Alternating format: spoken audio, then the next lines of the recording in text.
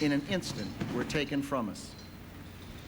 We gather today to remember them, but we're here for another purpose as well, to mark that first anniversary of a day that will be remembered by history and commemorated by successive generations, so long as we remain free people.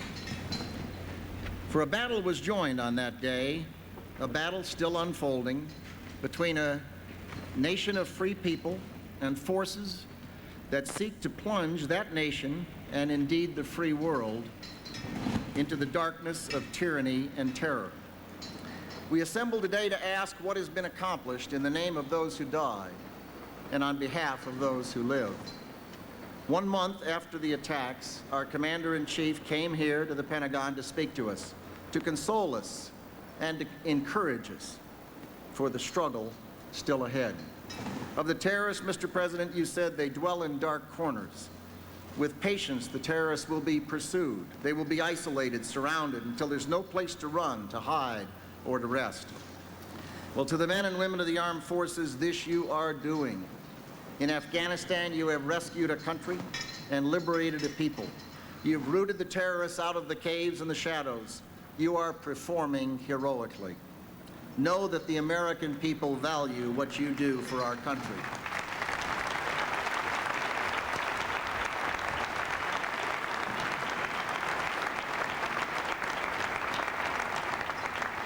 In this past year, some of your comrades have given their lives in the defense of freedom, and we remember each of them today. And to their families, we offer our sympathy and thank you for the love of country that you instilled in each of those extraordinary human beings. And we remember in our prayers each of the Allied soldiers who have fallen on the field of battle. From the first moments of this struggle, America knew she was not alone. Support came from every corner of the world. Mr. President, the coalition you have assembled is truly remarkable. Some 90 nations, literally half of the world, have joined in this effort, the greatest military coalition ever assembled in human history. Many coalition partners are here today, and we say to you, thank you for standing with us.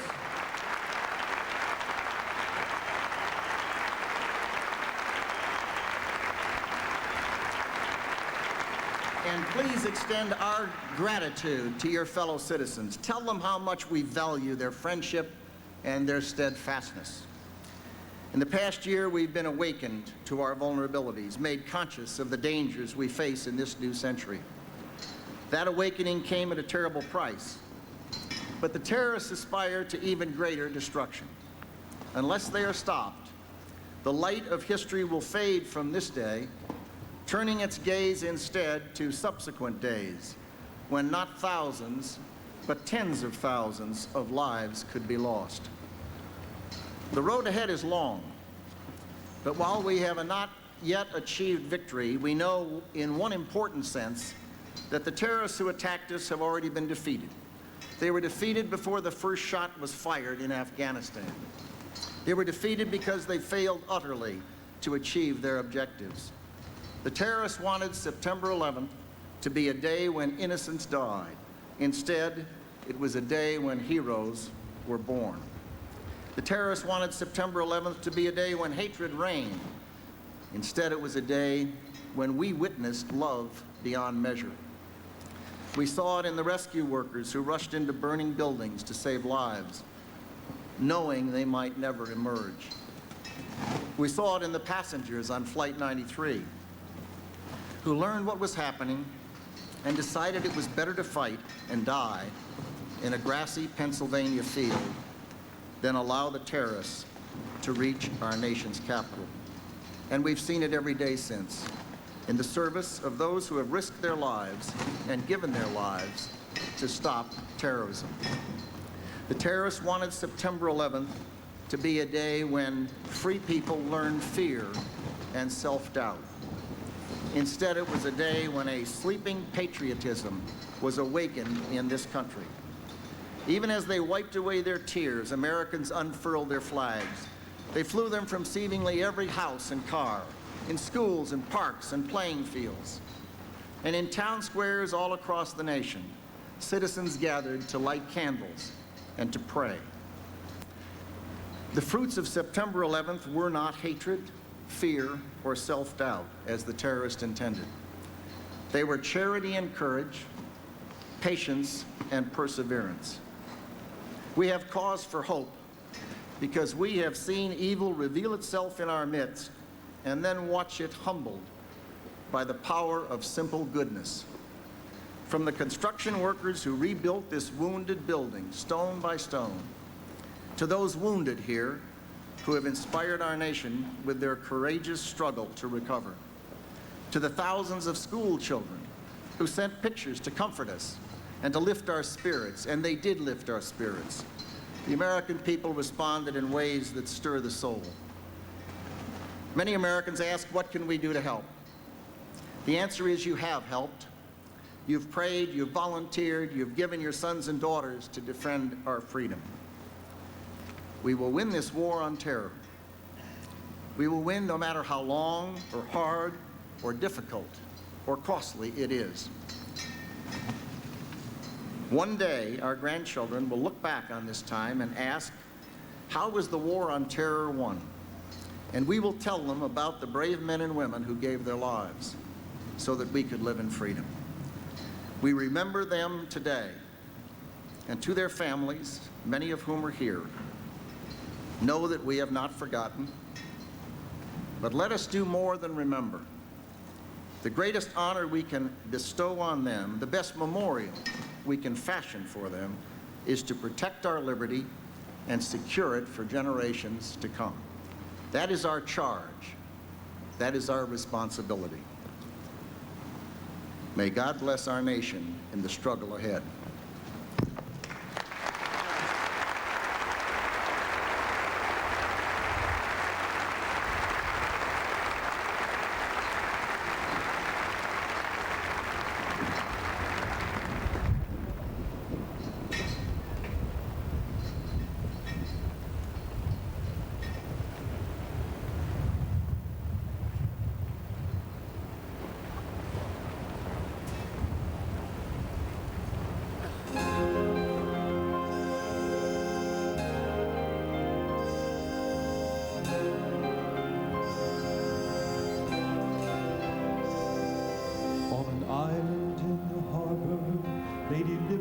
Darkest day, terror rose against our land, and evil had its way. We watched those two strong towers come crashing to the ground. The innocent lives were sacrificed in rubble on the ground. We stood in awe, in disbelief, at those the thousands fell. In the midst of all this horror, in the midst of all this hell, we've bound our spirits in resolve to answer freedom's call. This is America, we'll rise above it all. United in our victory, united in our cause. We are Americans, united as we all. We're united in our victory, united in our cause. We are Americans, united as all. We'll bind up our wounded, grieve for those who died, praise our heroes' efforts, and sing out with pride.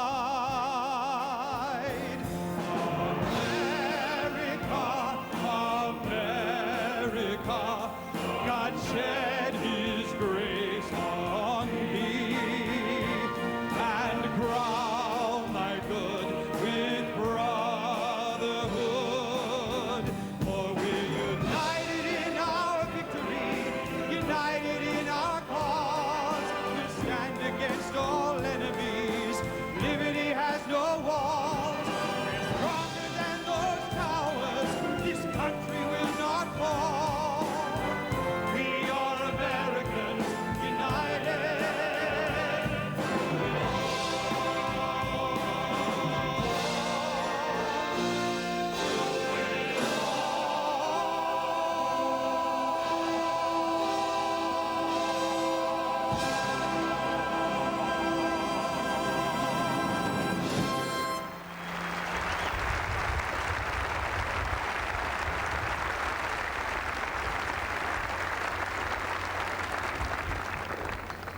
Ladies and gentlemen, the President of the United States.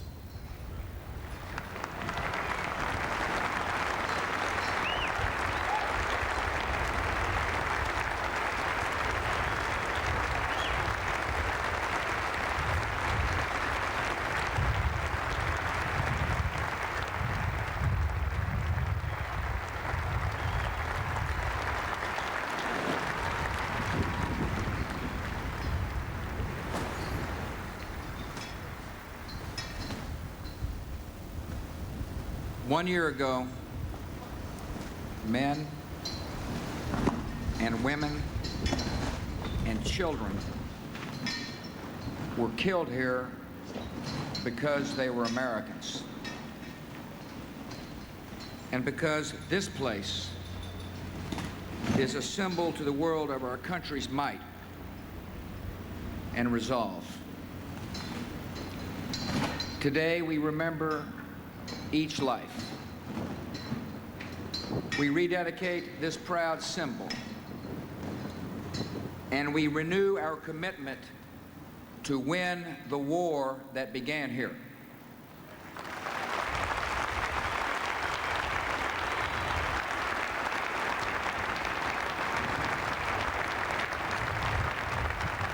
The terrorists chose this target hoping to demoralize our country.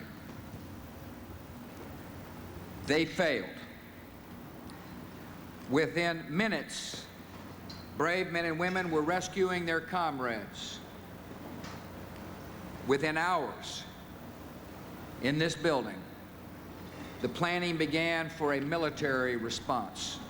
Within weeks, commands went forth from this place that would clear terrorist camps and caves and liberate a nation, and within 1 year, this great building has been made whole once again.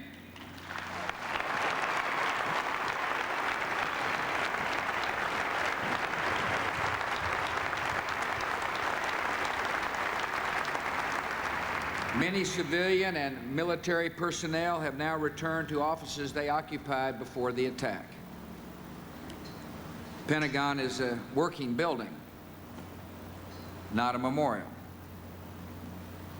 Yet the memories of a great tragedy linger here. And for all who knew loss here, life is not the same.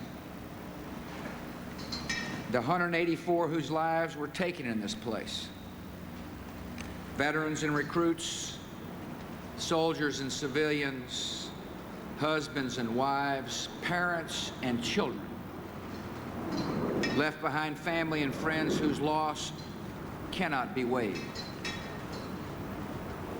The murder of innocents cannot be explained, only endured. And though they died in tragedy, they did not die in vain.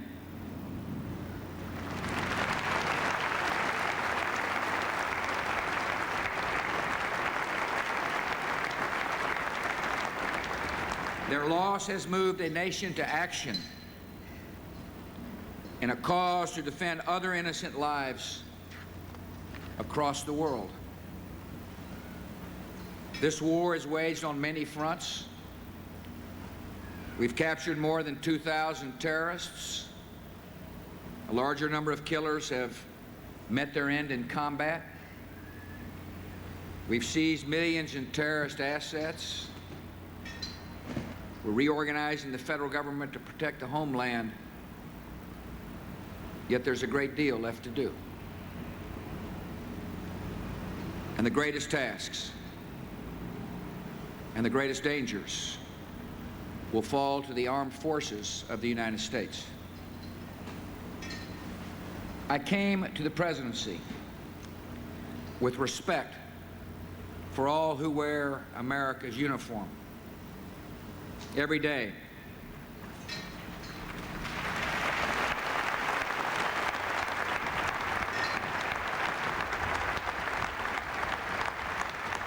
every day as your commander-in-chief, my respect and that of our nation has deepened.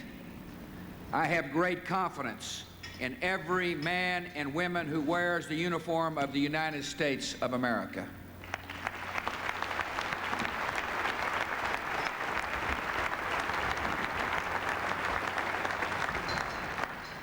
I am proud of all who have fought on my orders, and this nation honors all who died in our cause.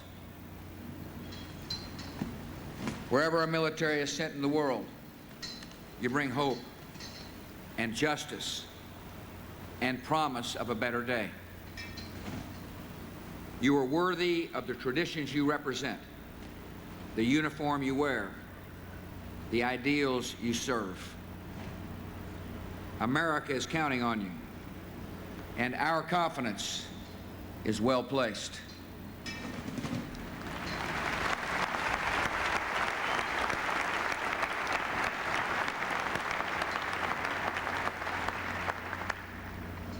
What happened to our nation on a September day set in motion the first great struggle of a new century. The enemies who struck us are determined, and they're resourceful. They will not be stopped by a sense of decency or a hint of conscience, but they will be stopped.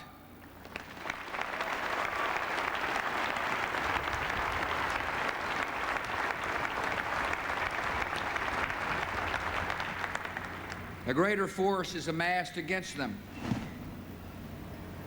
They are opposed by freedom-loving people in many lands. They are opposed by our allies who have fought bravely by our side. And as long as terrorists and dictators plot against our lives and our liberty, they will be opposed by the United States Army, Navy, Coast Guard, Air Force, and Marines.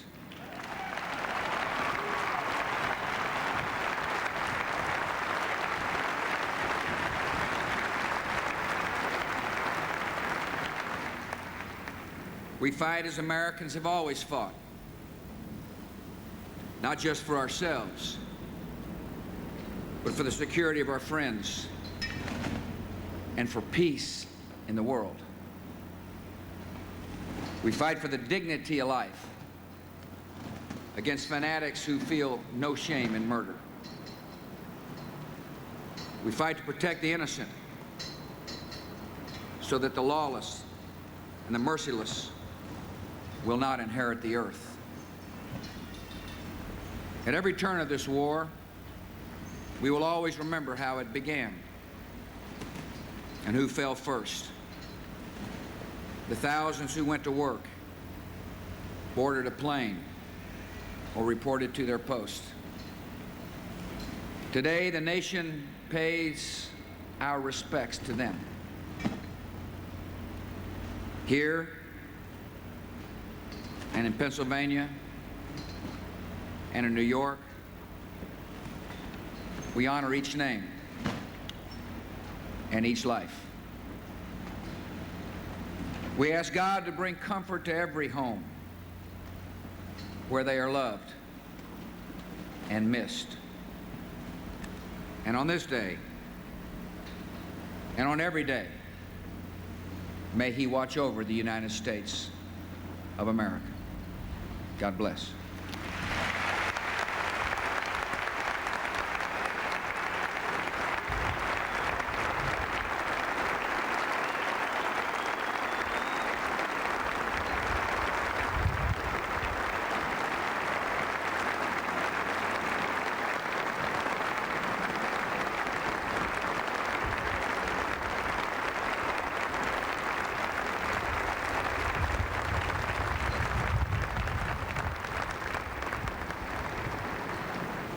Ladies and gentlemen, please stand for the benediction delivered by Rear Admiral Black.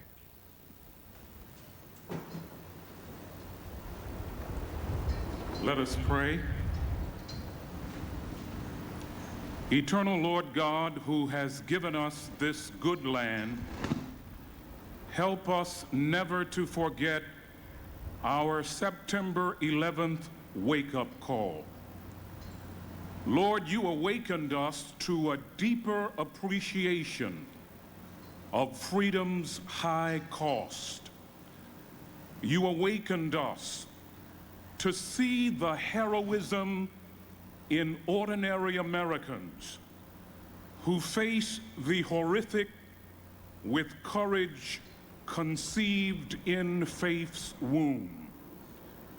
You awakened us to rededicating our lives to making the American dream more than rhetoric, but reality. Lord, forgive us when we have failed to transform our creeds into our deeds. Help us to be up and doing for liberty's cause. May Todd Beamer's words, "Let's roll," illuminate the path ahead. Lord, let us roll toward bringing hope and healing in the midst of despair and hope. Let us roll toward bringing unity where we find division. Let us roll toward bringing your peace on earth. In the days to come, Lord, challenge us when our dreams come true because they are too small. Challenge us when we forget that righteousness brings favor and that truth crushed to earth will rise again. Challenge us, Lord, when we arrive safely simply because we have sailed too close to the shore. Make us indeed one indivisible nation, sustained by your loving providence, with liberty and justice for all. Amen.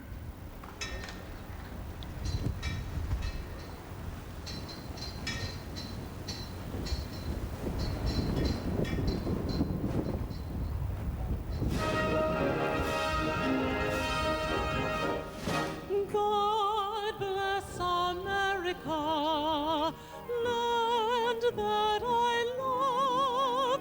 Stand beside her and guide her through the night with the light from above. From the mountains to the prairies, to the oceans white with love. God bless America, my home, sweet home. Ladies and gentlemen, please join me in singing God Bless America. God bless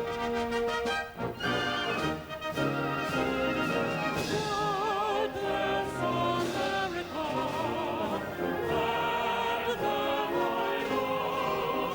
Stand beside her and guide her through the night with the light from above. From the mountains to the prairies, to the oceans wide above. God bless America, my home, sweet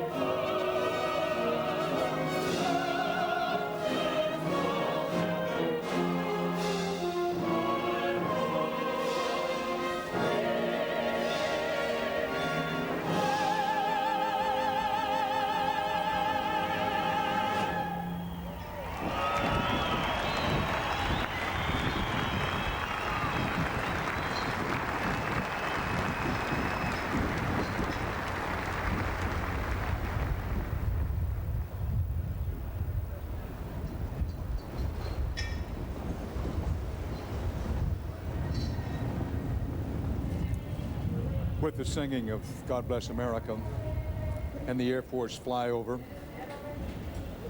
and a for the moment closing prayer by President Bush, we come back to New York City now from the Pentagon to Ground Zero. This is one of those occasions, one of those many occasions where television does not do justice to this scene. I don't think you can grasp the full picture of what's happening here. A north wind has blown in. Down there in the pit where the names are being read, dust has settled over it like a thin, mysterious fog. But the reading of the names and the laying of the flowers goes on. Jane Clayson, there is, as you look at this picture, when you hear, I'm not sure that the full dimension of it comes through on television, there's almost something biblical about this scene with the dust swirling. It hasn't been that long ago when, it catches my throat to say so, that we knew the dust was filled with the remains of victims. It has been so touching to see these family members enter this so-called circle of honor and place a flower or a flag or some remembrance there. And some actually digging up some dirt from that circle of honor and bottling it up and taking it with them. I want to point out that we have, since the very beginning, run at the bottom of your screen the names and the photographs, in the case of the photographs, everyone we could find, of every victim's name who's being read here in Washington, and that will continue as I bring in our senior White House correspondent, John Roberts, who's with us in New York today, just across the street from me at the World Financial Center near Ground Zero. John, I know, because he's made it so clear, how strongly President Bush wants today to be a heart that inspires other hearts with his fire. Well, Dan, you certainly saw that today at the Pentagon, and you certainly saw the reasons why President Bush captured the majority of the military vote back in the 2000 election. Very much the commander-in-chief today, trying to inspire the military as he rededicated what he called a symbol of the nation's might and resolve, the Pentagon, how he remembered the 184 people who died there and who have died in the war on terror and the campaign abroad since, and also how he renewed the nation's commitment to fight that war on terror, saying, our enemies will not be stopped by any measure of decency or conscience, but they will be stopped as long as terrorists and dictators around the world stand to oppose us. The U.S. military will stand ready to oppose them. Now, Dan, in many of his speeches, the president always likes to tell people that the terrorists underestimated the United States, that at most they thought we would file a lawsuit. And he has let slip that in the early going, he also thought that the generals might have viewed him fairly skeptically. Was he going to give them the latitude that they needed to really fight the war on terror, or would it get mired in the politics and policies of Washington? Well, you probably remember quite well a couple of rather indelicate phrases that the president was known to have uttered in the days following September 11th, in which he said, I'm not going to fire a $1 million cruise missile at a $10 tent and hit a camel in the butt. I'm going to do something meaningful. And then also when he said at the Pentagon, I'm reminded of a poster in the post office in Texas that says, wanted, dead or alive, as he was talking about Osama bin Laden. And while his status is still yet to be determined, the president now, it appears, increasingly likely to embark on another military campaign, Dan, this one against Iraq, something that he'll make much more clear tomorrow in a speech to the United Nations General Assembly. John Roberts reporting with us here at Ground Zero in New York. Let's also bring in our chief Washington correspondent, the veteran Bob Schieffer, who's on Capitol Hill this morning. Bob, I want to give you an opportunity to observe whatever you choose, but if you possibly can, at least touch upon what's happening in Washington about the new war against Iraq that President Bush is proposing and will begin re-emphasizing again tomorrow when today's ceremonies are gone. Well, Dan, I think, first of all, I think that there is consensus here that the war on terrorism must be continued and must be fought. Nobody is against that. The debate is going to be on how to do it. The debate is also, Dan, on whether there really is a connection between Saddam Hussein and the terrorists who knocked down the Twin Towers on 9/11. There are still many questions. I think it's fair to say that the Congress at this point is not yet convinced that they have seen the evidence that would convince them to, in effect, issue a declaration of war against Saddam Hussein. I think there is consensus, though, that the United States should act through the United Nations, and with the United Nations mandate, I think Congress will come behind the president and support whatever he chooses to do. But he's going to have to lay out the evidence. He's going to have to make it clear what is coming before us. I think he will also have to make clear, Dan, just how long this commitment is going to be, because people here recognize that this is going to be something that's going to take a considerable amount of time, even if Saddam Hussein is brought down. The great question is, what happens after that? Those are the questions still to be resolved. But let me also stress something else, Dan. This town, Washington, this government, the people here will never forget what happened on 9/11. It was a very personal thing. This is not a sense of something like the United States going off to Vietnam. Bob, this is forgive something me, that happened Bob, that people please forgive all me. remember and know about. You were watching continuing early show coverage of 9/11, the day that changed America. Bob Schieffer, I'm so sorry for the interruption because you were making a very salient point.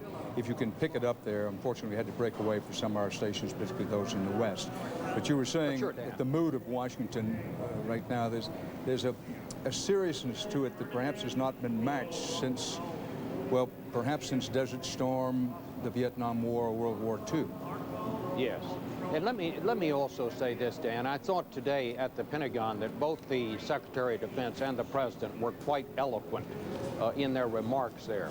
But it seems to me what was really important in that appearance at the Pentagon is not so much the words you heard, but what you saw. What you saw is a remarkable feat. The workers who were able to put the Pentagon back together in 1 year. There was nobody in the government who had planned on doing that, who thought about that, but the workers themselves came to the program managers and said, if you will let us, we will work around the clock and put the outside part of the Pentagon back just like it was. That was a remarkable blow that the Pentagon took. Think about it. You had this aircraft that hit the side of the Pentagon and drove 300 feet into that building. And yet these workers were able to do this working around the clock. And to me, Dan, that is so symbolic of what we have seen in the country since 9/11 occurred. Thousands of Americans who simply saw their duty and responsibility to other people and went about doing it. Some of them risked their lives, some like these people at the Pentagon, who simply settled down and said, we've got a lot of hard work to do, and we want to do it. And that's what you saw today. And I think because of that, I think this is more than a day of remembrance, Dan. I think this is a day for hope. Bob Schieffer in Washington. And Bob, speaking of symbolism, at 10:29 Eastern USA time a year ago, the second North Tower incredibly came tumbling down. Now, what's going to happen next in our CBS News continuing coverage of this day is we will pause as citywide in New York, church bells will ring.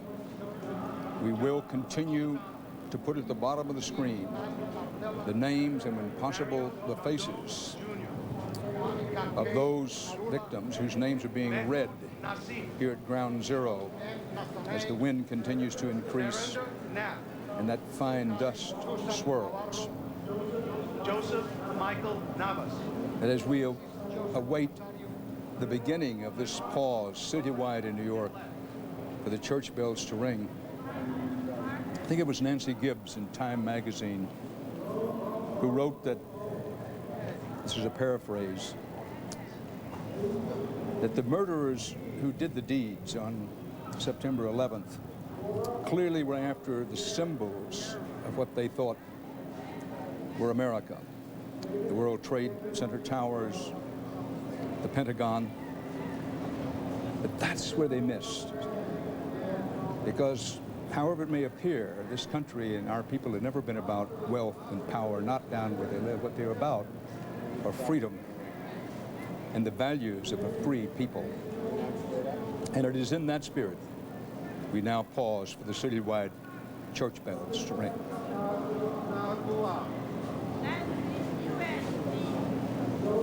Jody Niccolo.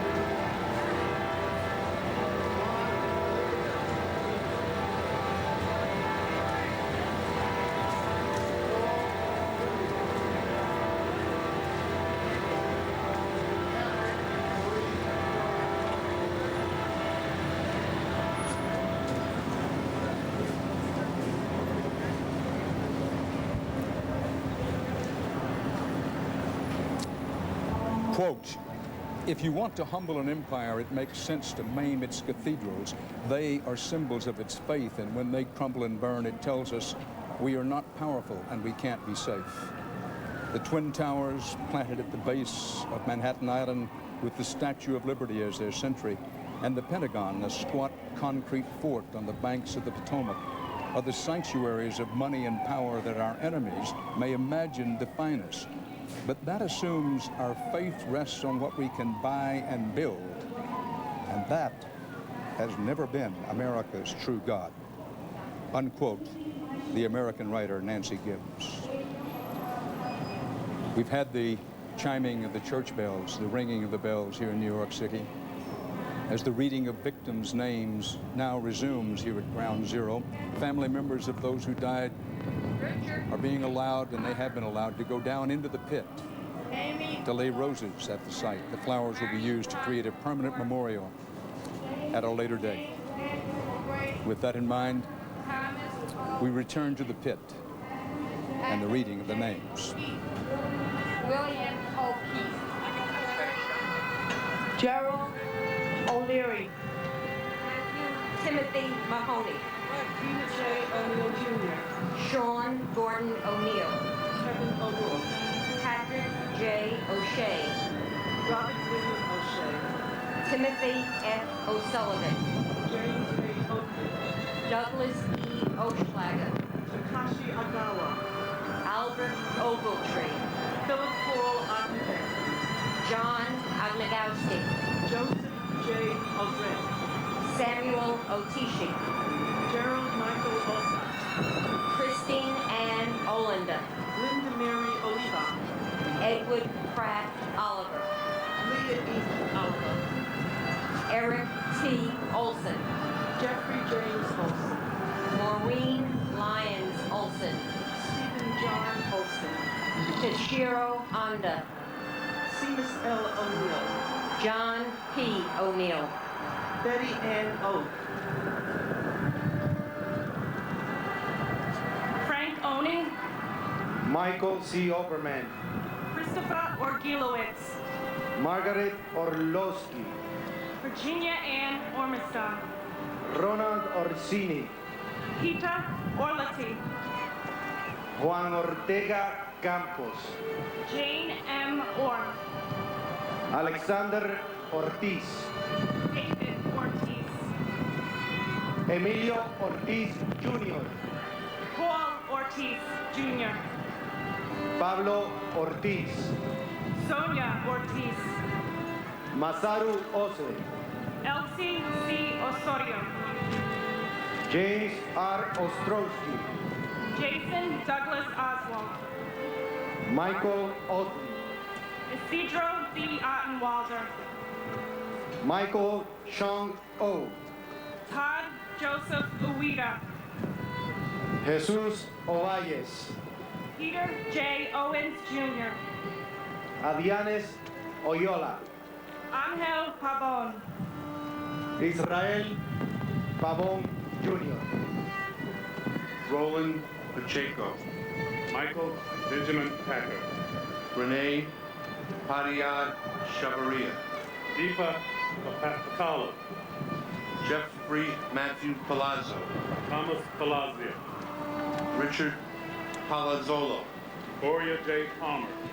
Frank Anthony Palumbo. Alan N. Palumbo. Christopher Matthew Panettiere. Dominique Lisa Philadelphia. Paul J. Pancini. John M. Paolio. Edward Joseph Papa. Salvatore Papasso. James Nicholas Papa George. Maria Papalato. Vinod Kumar Parakat. Vidya Shankar Paraparamo Soti. Nitin Parant Kar. Hadi Papu. James Wendell Parham. Deborah Marie Paris. George Paris. G. Young Pa. Philip Lacey Parker. Michael Elaine Parks. Robert E. Parks Jr.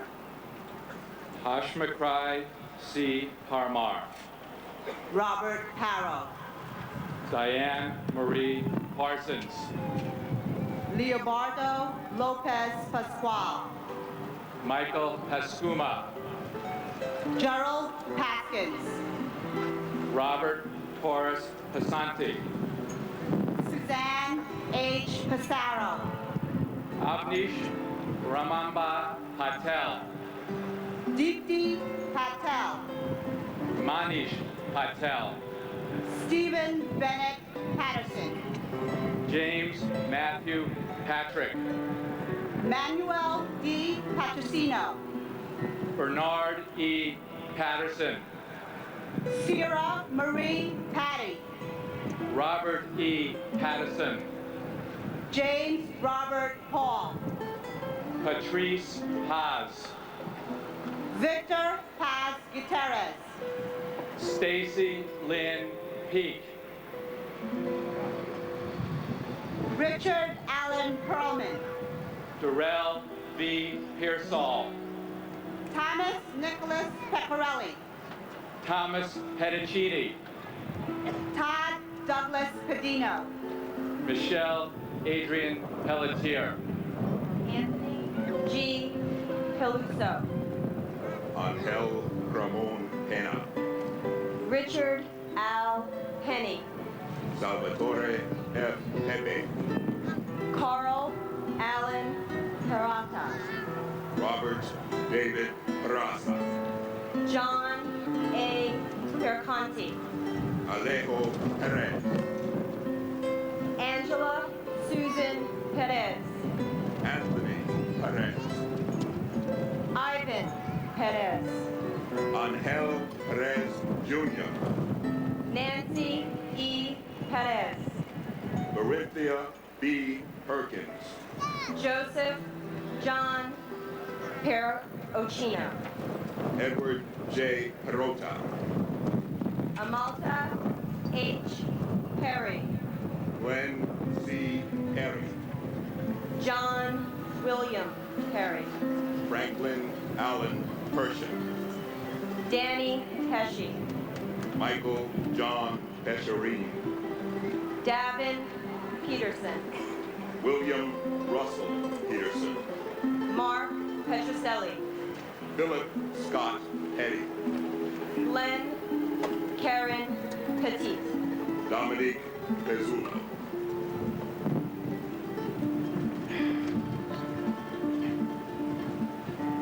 Colleen Elizabeth Pizzuti. Kevin Pfeiffer. Tuan Faam. Kenneth Thalen. Sneha Ann Phillips. Gerard Phillips.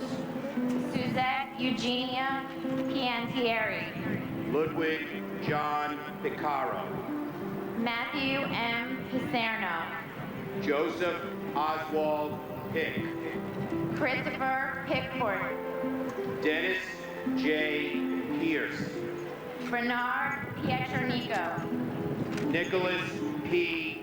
Pietrunti. Theodorus Piggott. Susan Elizabeth Pinto. Joseph Piscaldo. Christopher Todd Pittman. Joshua Peaver. Joseph Lumitalo. Anna Gloria Cocasangre Zibarrera. John Poacher. William Howard Pullman. Lawrence Polash. Thomas H. Polhamus. Steve Policino. Susan M. Polio. Joshua Iwosa Poptian. I love you, Mark. Giovanna Porras. Anthony Portillo. James Edward Patorti. Daphne Poletsos. Richard N. Polis. Stephen Emmanuel Poulos. Brandon Jerome Powell. Sean Edward Powell. Antonio Pratt. Gregory M. Preciosi. Wanda Evelisi Prince. Vincent Princiato. Kevin Fryer. Everett Martin Proctor III. Carrie Beth Krogan. Sarah Prothero Redheffer. David Lee Kroon, Richard Prunty, John Fusser Puckett, Robert David Pugliese, Edward F. Pullis, Patricia Ann Puma, Sonia M. Cupolo, Herman Kumar Tor, Edward R. Pycon, Christopher Quackenbush, Lars Peter Qualman, Lincoln Kua.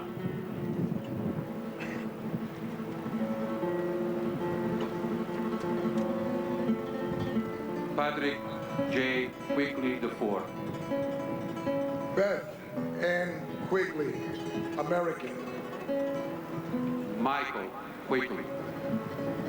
James Francis Quinn, American. Ricardo J. Quinn. Carlos Posetti Kumar, American. Carol Millicent Rebelli. Christopher Peter A. Racanillo, American. Leonard J. Raja. Eugene Raggio, American. Laura Maria Dragonesis Nick. Michael Ragusa, American. Peter Frank Raimondi. Harry A. Rhimes, American. Estejam Raja. Valsa Raju, American. Edward Roll. Lucas Rambosi, American. Maria Ramirez. Harry Ramos, American.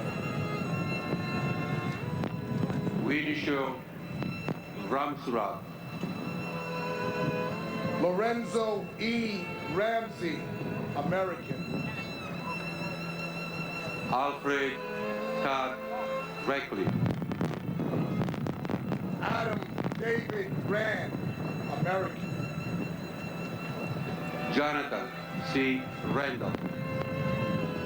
Srinivasa Suresh Ragani, American. N. T. Remsen.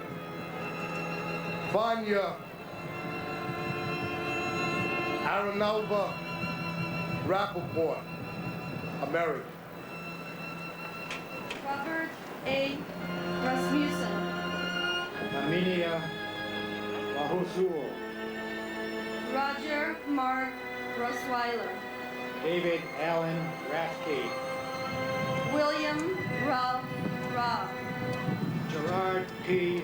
Raouzi, Alexei Razuvayev, Gregory Rida, Michelle Reed, Judith Ann Reese, Donald J.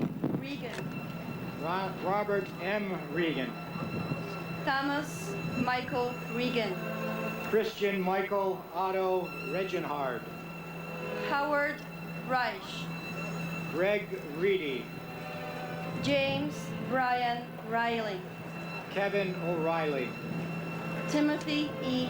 Riley, Joseph Rena Jr., Thomas Barnes Reining, Frank Bennett Tyson. Dan Rather with Jane Clayson at Ground Zero as we continue to run at the bottom of the screen the names and, when possible, a photograph of every single victim of 9/11. You may want to know we'll be doing something similar with the Pentagon victims and those who died in Pennsylvania later in the day.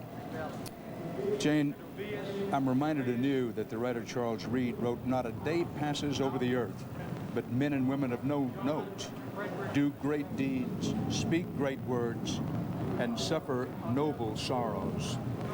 And so it is here today. Yeah, Dan, I've been thinking, as we heard the ringing of the church bells just a few minutes ago, how many people are gathered in churches throughout New York City today. Mayor Bloomberg, of course, asking that all churches remain open today. St. Paul's Chapel is one of those churches just next door to Ground Zero, of course, heavily damaged 1 year ago. It was built in 1776, one of Manhattan's oldest buildings. George Washington attending church there the day of his inauguration in 1789. Well, the chapel, Dan, is newly renovated, but not all the traces of this tragedy have been washed away. In fact, the pews, which are chipped and damaged by the helmets and the boots of those rescue workers who went to that church that day for refuge, have been left there as a reminder to the tireless efforts of those men and women, of course many who are here today to pay tribute to those who died. I call your attention to the screen once again to note what an unforgettable picture this is. Keep in mind, ladies and gentlemen, and those of you who are children watching, that this is down in the pit. This is the soul of Ground Zero. And when we take the high shot, this dust began to be blown up by the fresh north wind early in the day. Sometimes it's maybe barely perceptible, if at all, on television, but this dust permeates everything down in the pit. But it seemingly has disturbed no one down there. I'm struck by how deliberate these people move, how both with confidence as well as grief, everyone walks and moves down there amidst this blowing dust and grit. It's inside people's hair and next to their bodies. But seemingly it has affected them none. And the flag flies, the wind rumbles through the microphones with there's no other word, almost eerie reminiscence of the echoes of the towers as they collapsed last year.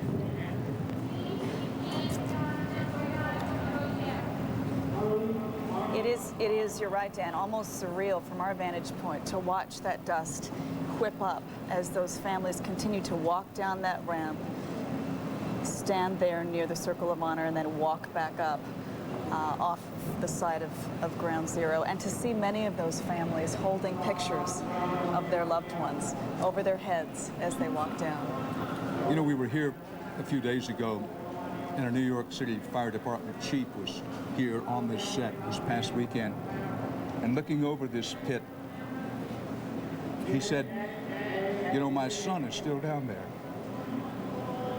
He never came home.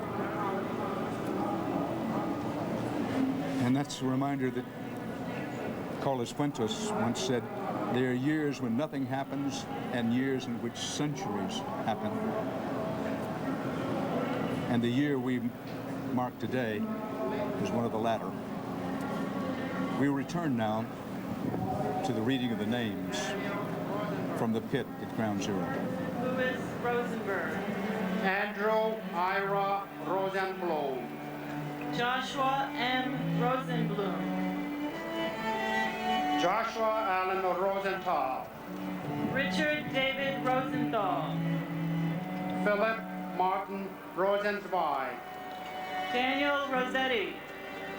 Richard Barry Ross. Norman Scott Rosnow. Nicholas P. Rosamondo. Michael Craig Rothberg. Jana Marie Rothenberg. James Rue. Nicholas Rowe. Timothy Allen Roy Sr. Paul G. Ruback. Ronald J. Rubin. Joanne Rubino. David M. Ruddle. Bart Joseph Ruggieri. Susan A. Ruggiero. Adam Keith Ruhalter. Abdulio Ruiz Diaz. Gilbert Ruiz, Stephen P. Russell, Stephen Harris Russin, Michael Thomas Russo, Sr., Wayne Allen Russo, Edward Ryan, Jonathan Stephen Ryan, John Joseph Ryan, Jr., Matthew Lancelot Ryan, Tatiana Rihova, Christina Sunga Ryuk, Thierry Seda, Jason Elazar Sabag, Thomas E. Sabella, Scott Saber, Joseph Francis Sacerdoti, Jessica Lee Sachs, Neraha Sada Rankin, Muhammad Ali Sedekan, Francis John Sedocha, Jude Safi, Rock Joe Safronoff, Edward Saia, John Patrick Salamo, Hernando Salas, Juan G. Salas, Esmerlin Antonio Salcedo, John Salvatore Salerno Jr., Rama Salia, Richard L. Salinardi Jr., Wayne John Salomon, Norbert Salomon, Catherine Patricia Salter, Frank Salvatera, Paul Richard Salvio, Samuel Robert Salvo Jr., Rena Sam Dinu, Carlos Alberto Samniago, James Kenneth Samuel Jr., Michael San Felipe, Sylvia San Pio, Hugo M. Sane, Eric Sanchez, Jacqueline Patrice Sanchez, Jesus Sanchez, Eric M. Sand, Stacy Lee Sanders, Herman S. Sandler, James Sands Jr., Aileen J. Santiago, Kirsten Santiago, Maria Teresa Centillion, Susan Gale Santo, Christopher Santoro, John A. Santori, Mario L. Santoro, Jorge Octavio Santos Anaya, Rufino Conrado Flores Santos III, Rafael Humberto Santos, Victor J. Saracini, Kalyan Sakar, Chappelle R. Sarver, Paul F.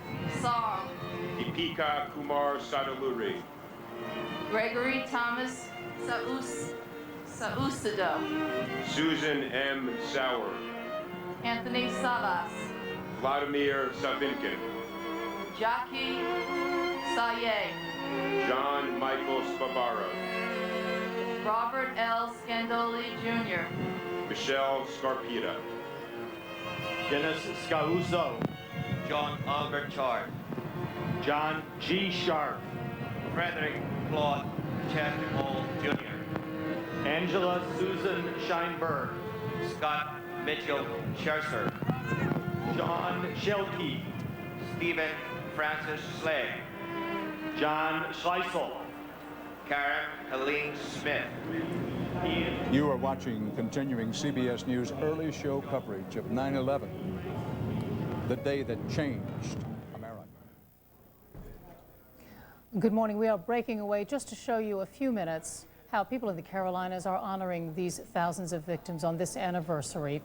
Firefighters are saluting the 343 members of the Fire Department of New York who died last year. And here in Inman at the fire department there, at the time the first tower fell, 10:05, fire stations across the country paid tribute.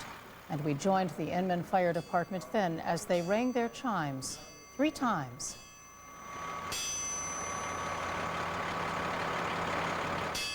These firefighters at Inman will be leaving in just a few minutes to join students at Hendricks Elementary. They've been invited to spend some time with the students there. The students say they want to honor them, thank them for their daily acts of courage and commitment in keeping people safe. Earlier today at Barnett Park in Spartanburg, heroes and victims of September 11th are remembered. Hundreds of people from Spartanburg and nearby towns gathered for the 30-minute ceremony honoring the thousands of victims of the terror attacks.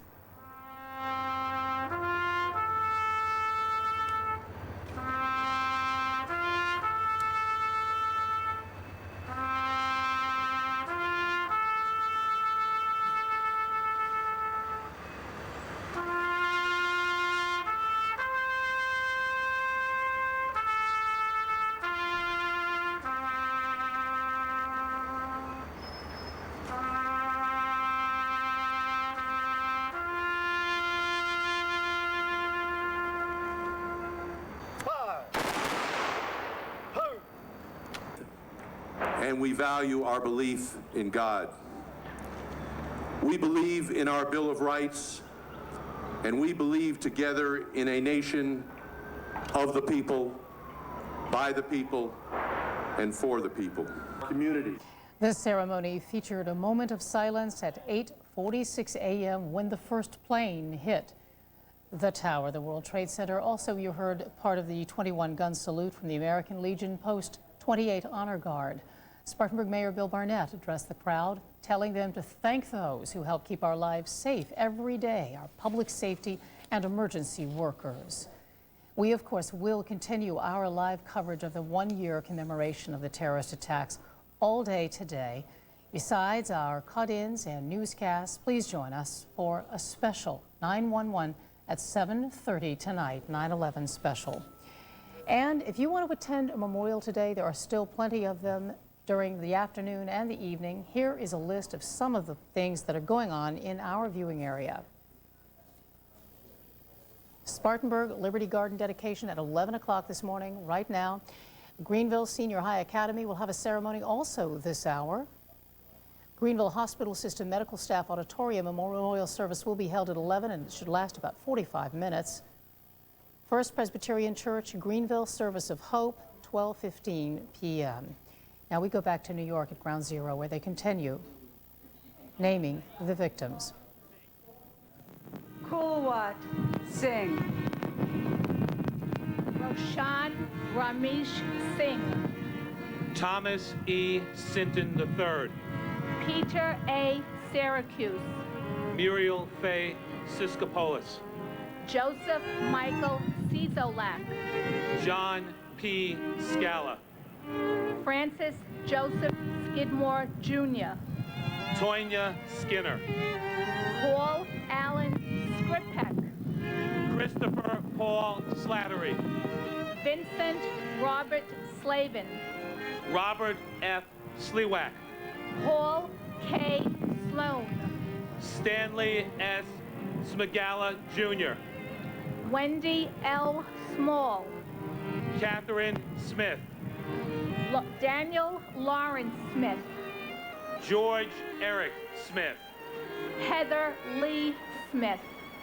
James Gregory Smith. Jeffrey R. Smith. Joyce Patricia Smith. Leon Smith Jr. Carl T. Smith. Keisha Smith. Kevin Joseph Smith. Maura Ann Smith. Rosemary A. Smith. Bonnie Jean Smithwick. Rochelle Monique Snell. Diane Bullis Snyder. Leonard J. Snyder, Jr. Astrid Elizabeth Sohan. Sushil S. Solanki. Ruben Solaris. Naomi Leah Solomon. Daniel W. Song. Michael At the pit, Ground Zero, New York City. The sun now bathes the scene. The wind continues to increase, and the reading of the roll of honor, goes on. In Washington, CBS News correspondent Jim Stewart has news of Osama bin Laden.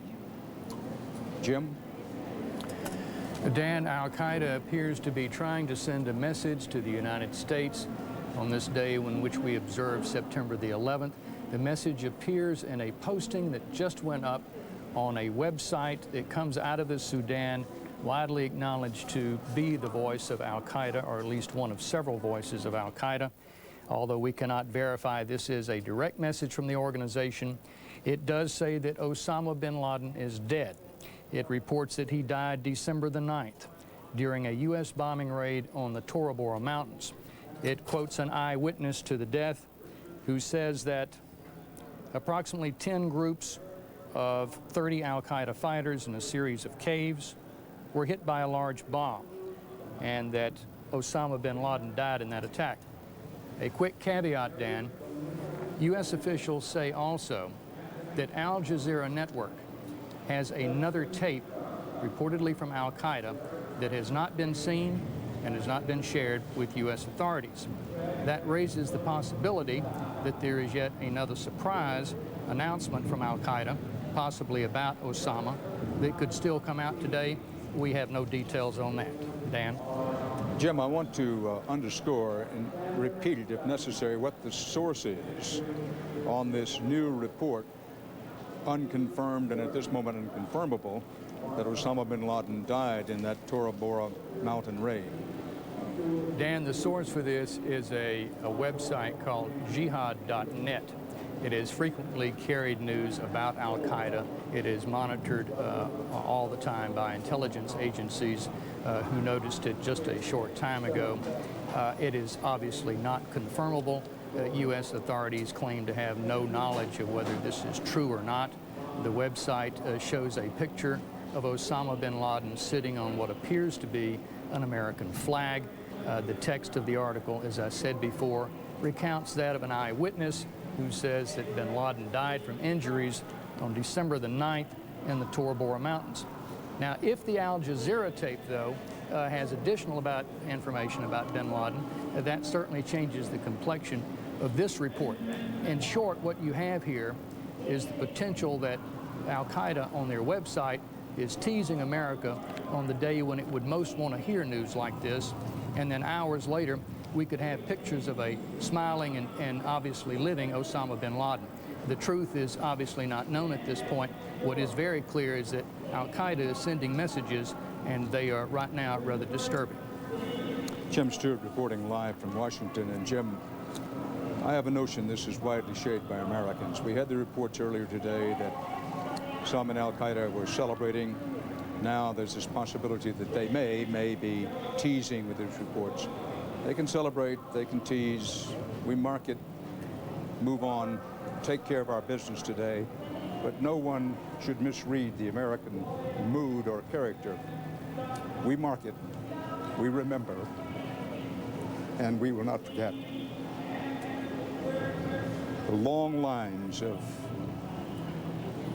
people who came to the pit here in Manhattan today to honor the dead and stayed through the rising wind, through the blowing dust, moved with confidence but with deliberate paying of homage and honor. And we pick up again with that soon, but we're going to go to Pennsylvania, and CBS News correspondent Hattie Kaufman, but I will remind you that at the bottom of the screen we will continue to show the pictures and the names of each and every victim of the day as that name is read. And now to Hattie Kaufman in Shanksville, Pennsylvania. Hattie? Dan, the victims of Flight 93 were remembered here as well this morning. You know, one shudders to think what would have happened if that flight had continued on to Washington, D.C., but it didn't. It was brought down in a field right here in Shanksville, Pennsylvania at 10:06 1 year ago today. And so this morning, just after 10, a bell chimed for each one of the innocents on board Flight 93, the 33 passengers, the 7 crew members. And their names were read as well. Sandra W. Bradshaw. It was a smaller ceremony than you've seen in New York or at the Pentagon. About 3,500 people, 500 family members, and more than 100 people from the White House. People who believed that their lives were saved because of the passengers on board who prevented Flight 93 from becoming a missile. And Dan, behind me, you can see the memorial where people have been signing their names. One of them said, "Thanks for saving my life." and it was signed by Capitol Hill employee. Dan? Hattie Kaufman in Pennsylvania. We'll be going back during the afternoon, of course, when President Bush flies there. Yes, he'll be here in about an hour and a half to say thank you to the family members. Thank you, Hattie. We'll be coming back to you at that time, if not before. In the meantime, back to the moving sights and sounds here at Ground Zero. Temple. Stanley Temple. David Tenglin. Brian John Terenzi. Lisa M. Terry. Shell Tester. Gumatie T. Thackerday. Sumati Thakur. Harshad Sham Tate. Michael Theoridis. Thomas F. Thurcott Jr. Leslie Ann Thomas. Brian Thomas Thompson. Clive Thompson. Glenn Thompson. Nigel Bruce Thompson. Perry A. Thompson. Fanava Alexei Thompson. William H. Thompson. Eric Raymond Thorpe. Gilla Paul. Sal Edward Thierry Jr. John P. Tierney. Mary Helen Tiesi. William R. Teach. Kenneth Francis Tijen. Stephen Edward Teague. Scott Charles Timms. Michael E. Tinley. Jennifer M. Tino. Robert Frank Tipaldi. John James Tipping II. David Tirado. Hector Luis Tirado Jr. Michelle Lee Titolo. Alicia N. Titus. John J. Tobin. Richard Tedesco. Vladimir Tomashevich. Stephen Kevin Tomset. Thomas Tong. Doris Torres. Luis Eduardo Torres. Amy Elizabeth Toyen. Christopher Michael Traina. Daniel Patrick Trent. Abdul Karim Traore. Glenn J. Travers. Walter Philip Travers. Felicia Y. Trailer Bass. James Anthony Trentini. Mary Barbara Trentini. Lisa L. Tratola. Caramo Trera. Michael Angel Trinidad.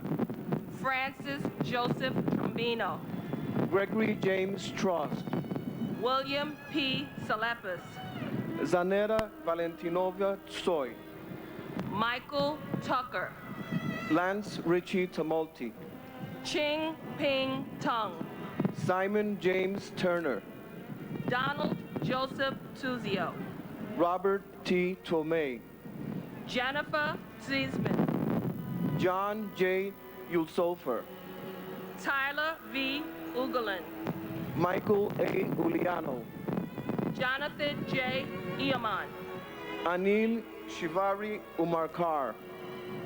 Alan V. Upton. Diane Marie Urban. John Damian Bakiccio. Bradley Hodges Varas. Renuda Bairo. William Valcarcel.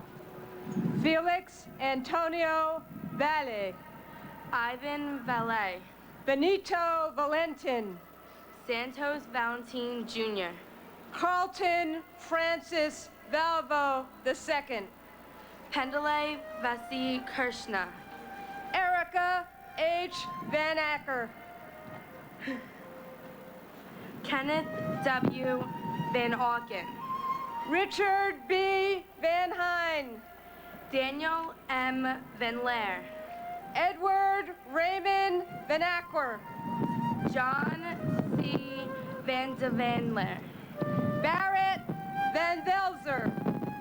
Edward Van Velzer. Paul Herman Van Velzer. Frederick Thomas Verricky.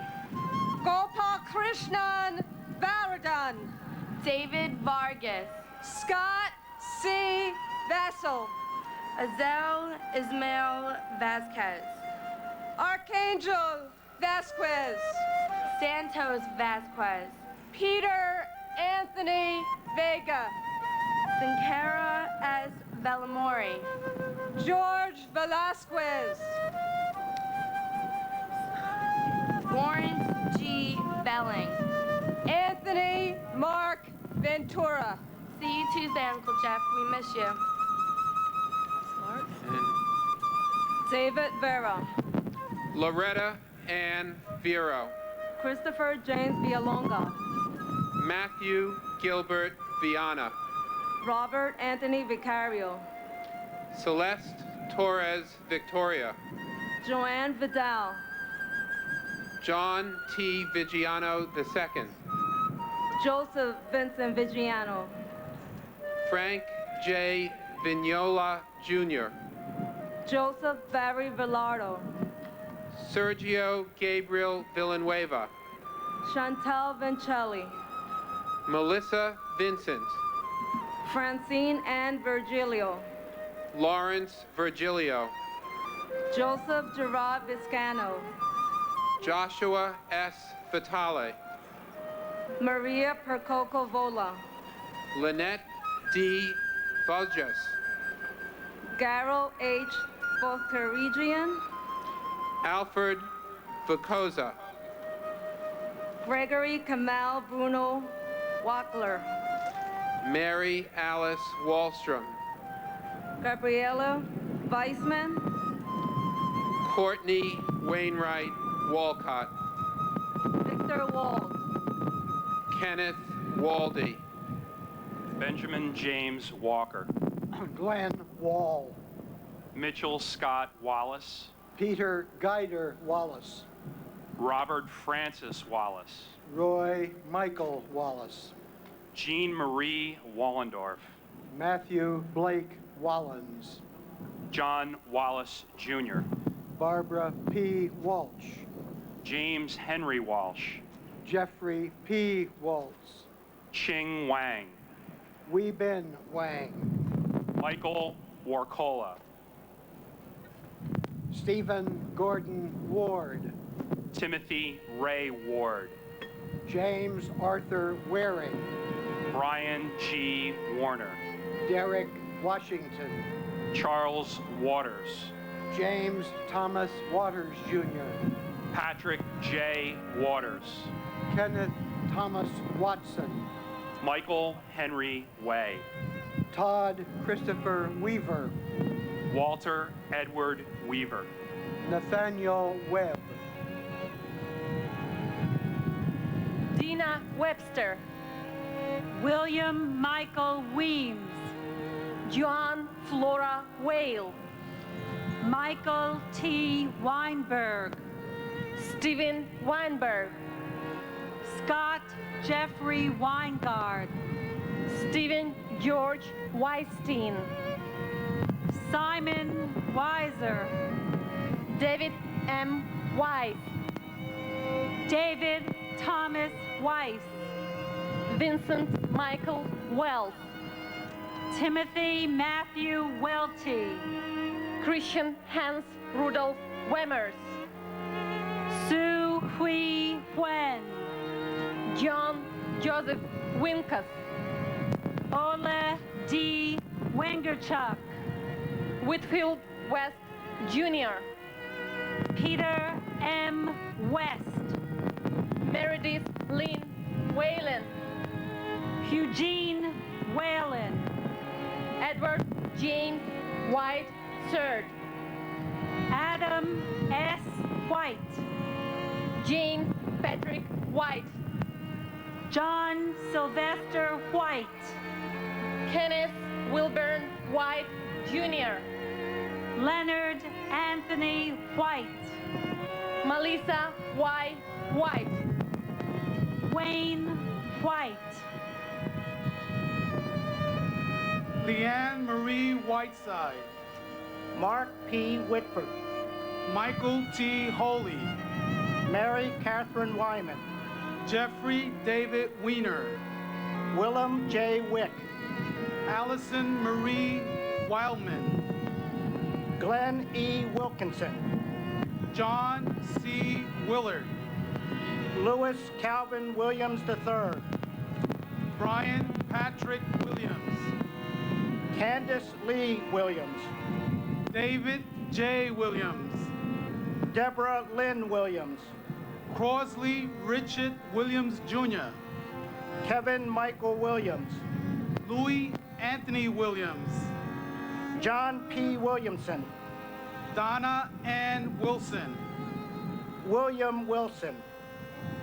David Harold Winton. Glenn J. Winnick. Thomas Francis Weiss. Alan L. Wisniewski. Frank Thomas Wisniewski. David Wiswald. Sigrid Wiswe. Michael Wittenstein. Christopher W. Wodenschek. Martin P. Walforth.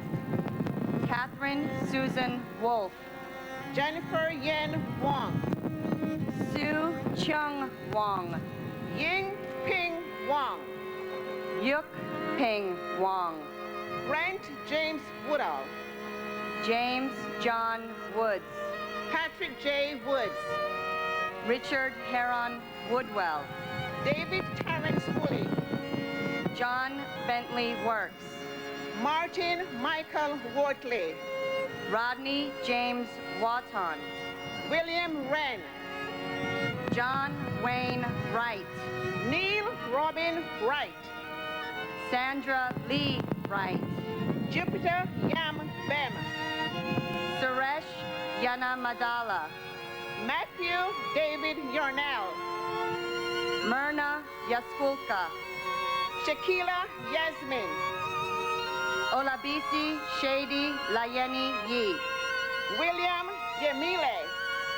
Edward P. York. Patrick Kevin York. They were so much more than just names. They meant a lot to us. Okay? Raymond R. York. Suzanne Yeomans. Barrington Young. Jacqueline Young. Elkin Yun. Joseph C. Zaccoli. Adele Agabi Zachary. Arkady Zaltzman. Edwin J. Zebrana Jr. Robert Allen Zampieri. Mark Zagrilli. Christopher Rudolph Zarba Jr. Ira Zaslow. Kenneth Albert Zellman. Abraham J. Zelmanowitz. Martin Morales Zumpo Al Tecato. Zhe Zheng. Mark Scott Zeppelin. Jie Yao Justin Zhao. Evelyn Zeminski. Michael Joseph Zinzi. Charles A. Zion. Julie Lynn Zipper. Salvatore Zisa. Procopius Paul Zois. Joseph J. Zucala. Andrew S. Zucker. Igor Zuckelman. Lorraine Antigua. Frank Thomas Aquilino. Babita Jajamati Guman. Juan Hodges. Donna T. Jones. Donald W. Jones. Michael F. Lynch. Vincent S. Morello. Takashi Ogawa. May God bless the victims. We love you all. May God bless America.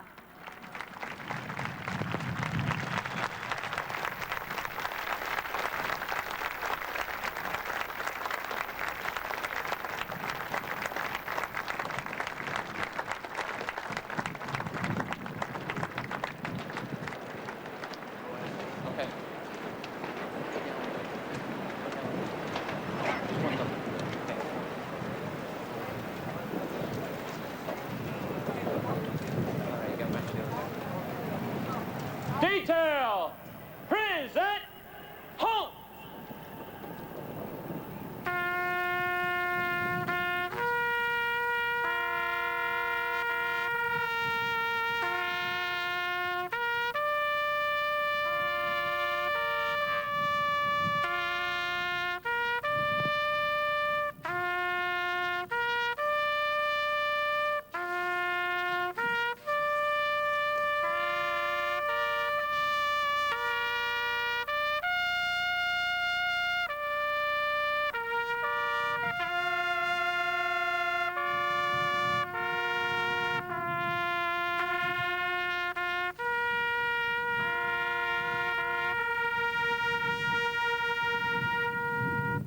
Order! Home! Okay, no problem.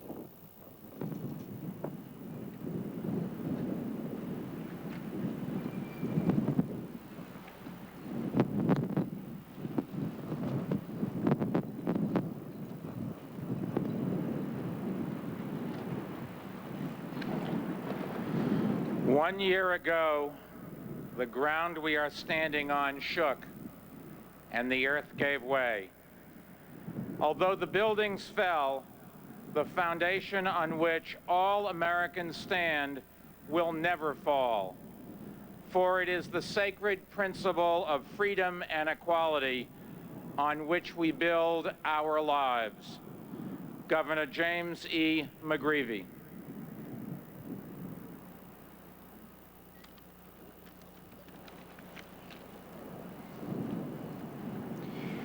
We hold these truths to be self-evident, that all men are created equal, that they are endowed by their Creator with certain unalienable rights, that among these are life, liberty, and the pursuit of happiness, that to secure these rights, governments are instituted among men, deriving their just powers from the consent of the governed.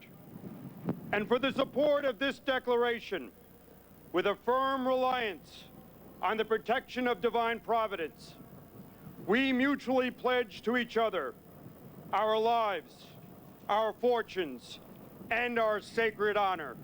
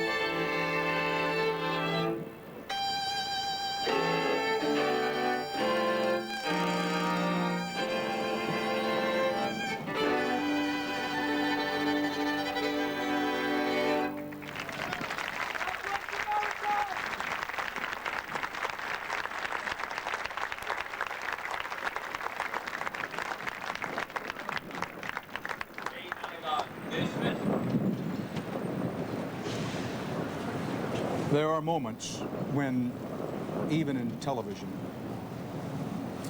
silence is dictated. This is one of them. So we're just going to pause to reflect on what's happened this morning.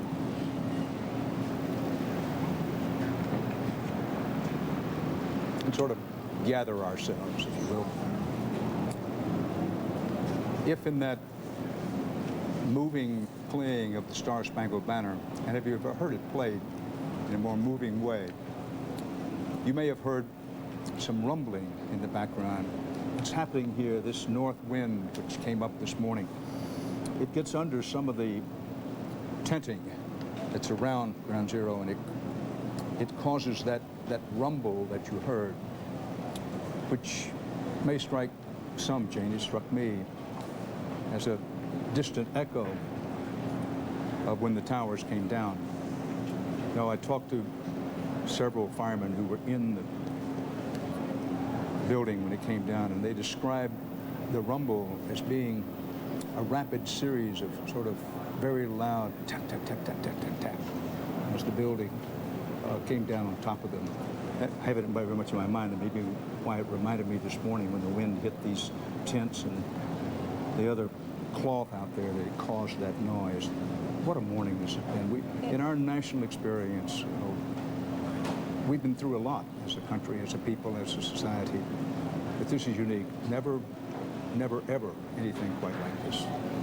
You're right. It's been an incredibly poignant service this morning, and almost surreal with the wind and the dust and everything that we've seen here from our vantage point. I've, Dan, also been struck by the fact that former Mayor Rudy Giuliani began reading the names of the victims at 8:50 Eastern Time,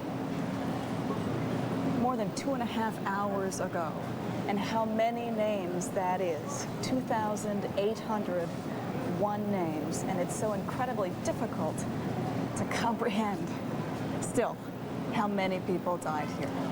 Very good point, and it gives me an opportunity to say that as the day goes on, we will also have at the bottom of the screen here on CBS the names of those who died at the Defense Department, the Pentagon, and in Pennsylvania. You mentioned Pennsylvania, Dan. Correspondent Hattie Kaufman has been in Shanksville, Pennsylvania all morning at another very moving ceremony. We want to go to her now. Hattie, good morning. Good morning, Jane. Nobody knows how many more lives might have been lost if it were not for the actions taken by those aboard United Flight 93, those who prevented that jet from becoming another terrorist weapon. Earlier this morning, there was a ceremony thanking those on board, and before that, we sat down with some of the family members of the victims of Flight 93. Richard Guadagno had spent the weekend with his parents in New Jersey, celebrating his grandmother's 100th birthday, September 10th. Guadagno was heading home to San Francisco and his job as a law enforcement officer with the U.S. Fish and Wildlife Service. First Officer Leroy Homer was on a routine cross-country flight. He'd flown 6 years for United Airlines. An Air Force veteran of Desert Storm, Homer took his first flying lesson when he was just 15. He lived not far from Newark International Airport. His daughter will turn 2 next month. Oh, she got one here. Here. Thomas Burnett was heading back home to his wife, Dina, and their 3 daughters. A medical company executive who'd been on the road for 6 weeks. He took an earlier flight so he could see his family sooner. After the hijackers took over Flight 93, Tom called Dina 4 times from his cell phone. The 4 telephone calls from Tom have been like a gift to me. It provides inspiration, and it provides comfort in knowing that Tom was assessing the situation, analyzing the problem, and doing everything he could do to get home to the girls and me. September 11th was a beautiful day. Weather-wise. I drove him to Newark, and the last thing he said to me was, or I said to him, is, Rich, call when you get home. He says, yes, I'll call you. And of course, we're still waiting for that call. In the last conversation, he was very quiet, very solemn. I asked him, I said, what do you want me to do? And he said, "Pray, Dina, just pray." And I told him that I loved him. And he said, "Don't worry, we're going to do something." And he hung up. They knew that the World Trade Center had been hit. They had to do something fast. With the training he had, I know that they fought back. And even they may have tried to reason with the hijackers. And I think he would have said to them, "Listen, I have a baby at home. I love her with all my heart, and a wife, and a mom, and brothers and sisters. And can you understand that everyone has a family? And there's no reason, you know, to kill a whole plane full of people for your cause." Rich, they tell us, could bench press 350 pounds. It's hard to believe he's only 5'8". We're told that his badge and credentials were found near the cockpit, sort of gives us evidence that he was very much part of it, taking that plane back. Well, I want America to know what a special young man he was, and he died for his country. I want them to know that he is worthy of being called a hero, not just because of the way he died, not just because of the actions on Flight 93, but because of the life he lived. I'm angry. I've been angry. There's a hole in our heart that never will heal. Mommy, this is scary. Is that too high? They understand so much more than a person would realize a child could. In the beginning, they would see the American flag and think that it was because their dad had died. And now they say, instead of because he died, they'd say because he's a hero. There are 40 such stories, an extraordinary group of Americans. In about an hour, President Bush will be here to personally thank the families of Flight 93. Laura Bush was here in the days after the plane went down right here in this field. But for President Bush, it will be his first time visiting Shanksville. Jane? Hattie Kaufman, thanks so much, Hattie. Alice Hoagland lost her son, Mark Bingham, aboard Flight 93 when it went down. Alice, good morning to you. Good morning. Can you give us a sense, Alice, of the ceremony there this morning, what it was like for you? It was very heartwarming. We had addresses by former Governor Tom Ridge and current Governor Mark Schweiker. They spoke eloquently. Sandy Dahl, the widow of Flight 93's captain, Jason Dahl, addressed the group. And we had a recitation and song by Deora Bodley's little sister. It was very touching, and we all cried. Alice, were you expecting to hear anything? Did you want or hope to hear anything today at the ceremony that would help you as you move forward? Yes, I was hoping to hear words of condolence, things that would bind us together and help us to move on and past this ugly event of 1 year ago today. And I came away with a profound sense of peace and joy, camaraderie, and love for everyone around me. It was really beautiful. Alice, your son Mark called you from that plane that morning. Yes. And you've told me this story before, but I wish you'd tell it to me again. Tell us what he told you that morning. I was so pleased to hear Dina's voice. Tom Burnett and Richard Guadagno and Leroy Homer were fine young men, good examples of what it means to be an American. Mark was Tom Burnett's seatmate. And like Tom, Mark made a call or two out, and I'm happy to say he called me.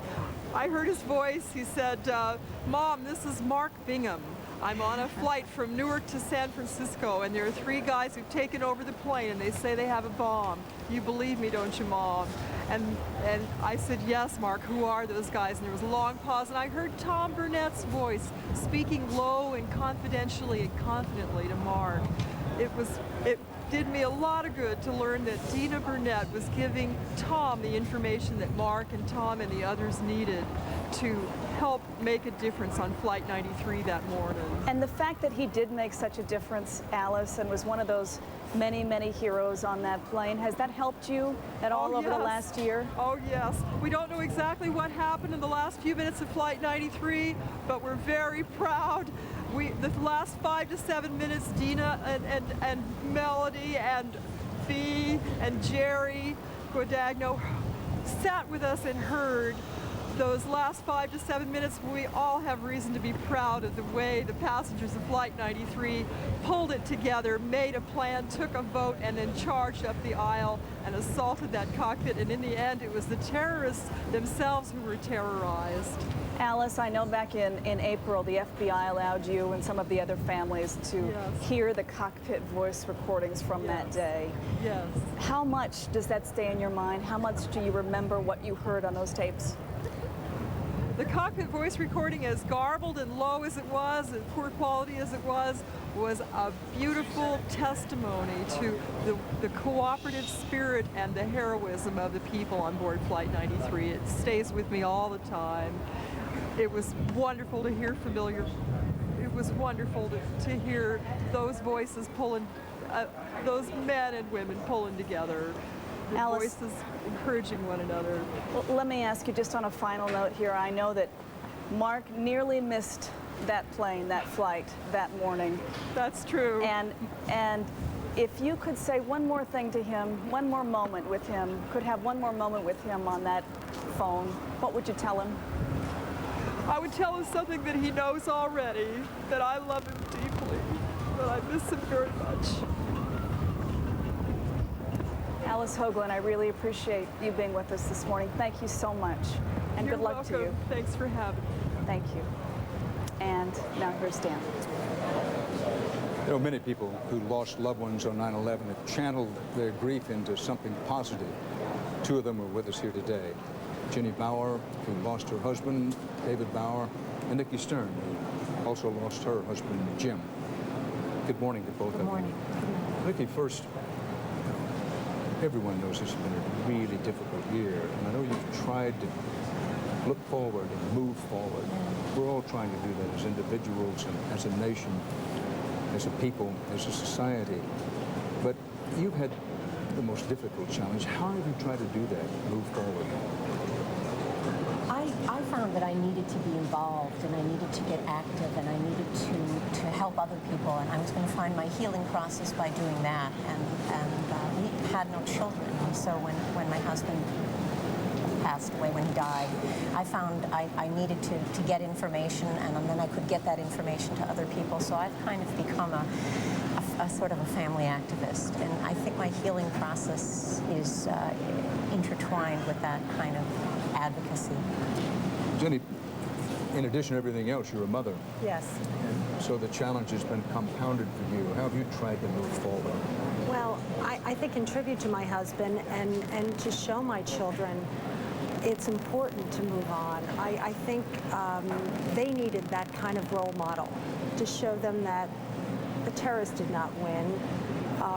We are a strong country, and the people who died there need to be reminded or need to be remembered in a way by our strength. And so the people left behind, it was necessary for us to move forward, and it was just a form of constructive therapy for me, and it was simply the right thing to do. Okay, I want to get back to it. We want to move on to some other things, but how do you do it? I find myself saying, I don't have within me that kind of strength. I've decided to interpret crying as a sign of strength, so I give myself permission to cry when I need to. I find strength in other people. I really do. I'm afraid that sounds corny, but it's true. Doesn't sound corny to me at all. Thank you. And I've met some fantastic people. Ginny's one of them. People that want to make a difference and want to get involved, even though they're grieving. And those people give me strength, and hopefully I give them strength. And that's the way it's worked. And it's been wonderful, actually, in an odd way. Well, I know you've literally thrown yourself into getting some legislation passed in Washington. Tell me about that, how it came about, how you did it, and what you did. I'd love to turn that over to Ginny, if I may, because she really led the charge on that. It was the tax bill, but she really had everything to do with it. Well, Ginny, we'll start with you, but I know both of you are involved. I was coming to you, but how did it start? Well, right after September 11th, I read about federal legislation that would help the families. And to me, this was a very simple, equitable way for the families to get some type of financial relief. amidst all of our grief and all of our anguish, one of the major concerns is so many of us were left where our husbands were the breadwinners, and suddenly we had so many financial what-ifs. And I thought this was a very clear, fair, equitable way for our government to help us. I also felt that our taxes are usually used to protect and secure us, and that simply didn't happen. So I thought it was a very reasonable request. I was fortunate that the senators from my state, Senator Corzine and Torricelli, were so instrumental in getting this legislation passed for us, and I'm very proud because it's been very significant to the families. Well, that's what I was going to ask you. How significant has it been? I know you leaned in to help. I know she started it. She carried the ball, but a lot of people helped. And how significant has that been? I think there are a lot of ways in which this helped people. I think what's hard to understand is the depth of shock as well as grief that was visited on so many families. This is a cruelly unique situation, and there are still people in shock, still people sort of lying in bed. And whether it's mental help or financial help, they still need the help. So this was at least a way to give people a little bit of footing while they were trying to find their way. Nikki and Jenny, I'd talk to you the rest of the afternoon, but unfortunately can't. I really appreciate you being here. Very much. Thank you very much. Thank you for having us. Nearly a quarter of the total casualties on September 11th came from one company, Cantor Fitzgerald. The firm sat on the 5 highest floors of the Trade Center's North Tower. And for a company that was once literally on top of the world, it was a long way down and a horrifying fall. Correspondent Tracy Smith reports. Everything's changed from that day. On a day of 1,000 gruesome stories, this one was among the worst.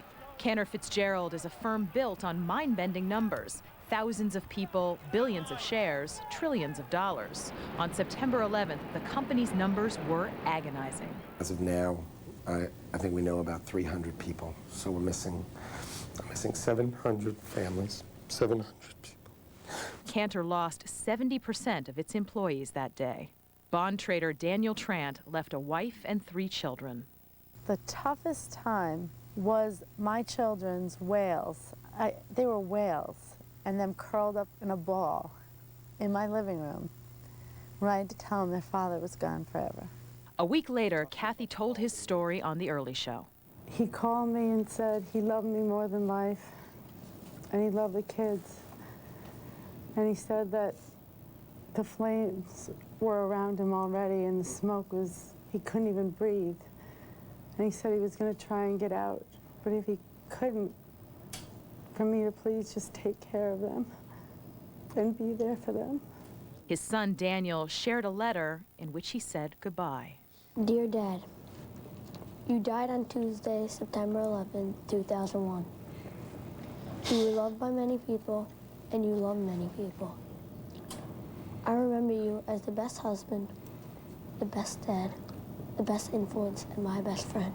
I know many people are sad that you are gone, but we can still remember you and see you in our dreams, our hearts, and in our souls. We won't be scared because my dad is in heaven with all good people, and once upon a time, we will all be able to go to heaven and be with you, Dan the man. Love your son, Daniel. For Kathy Trant, a year has done little to blunt the pain. It's living in hell, to be honest with you. Shortly after the attack, CEO Howard Lutnick announced a plan to quit paying employees listed as missing. But now he's promised families a share of the firm's profits. Howard Lutnick has been amazing. With the company's help, Kathy says she's been able to meet her monthly expenses and keep her house. The Trants are learning to live with their loss. The boys are doing well in school. Daughter Jessica ran with the Olympic torch in her father's honor. But the pain is never far away. It's like this balancing act between remembering him and at the same time not always talking about him and getting the kids upset. That's the hardest part. Because he was the love of my life, and I never want the kids to forget him, but also when I talk about him, it hurts them too much. So there's a catch-22 there. Definitely. Catch-22. How do you grieve yourself and at the same time deal with your children's grief? We're moving on like Danny would want us to. We hurt, we cry, we have turmoil. I'm trying to be a mother and father the best I can, but we're going to survive because we're not going to let evil overcome good. I won't let it happen. Tracy Smith, CBS News, New York. Now, Jane Clayson has more on this morning that America remembers. Dan, last year, every American dealt with the 9/11 tragedy in their own private way. In New York, many children expressed their feelings by drawing pictures and writing essays. Now a collection of that work has been published in a book that offers surprising insight.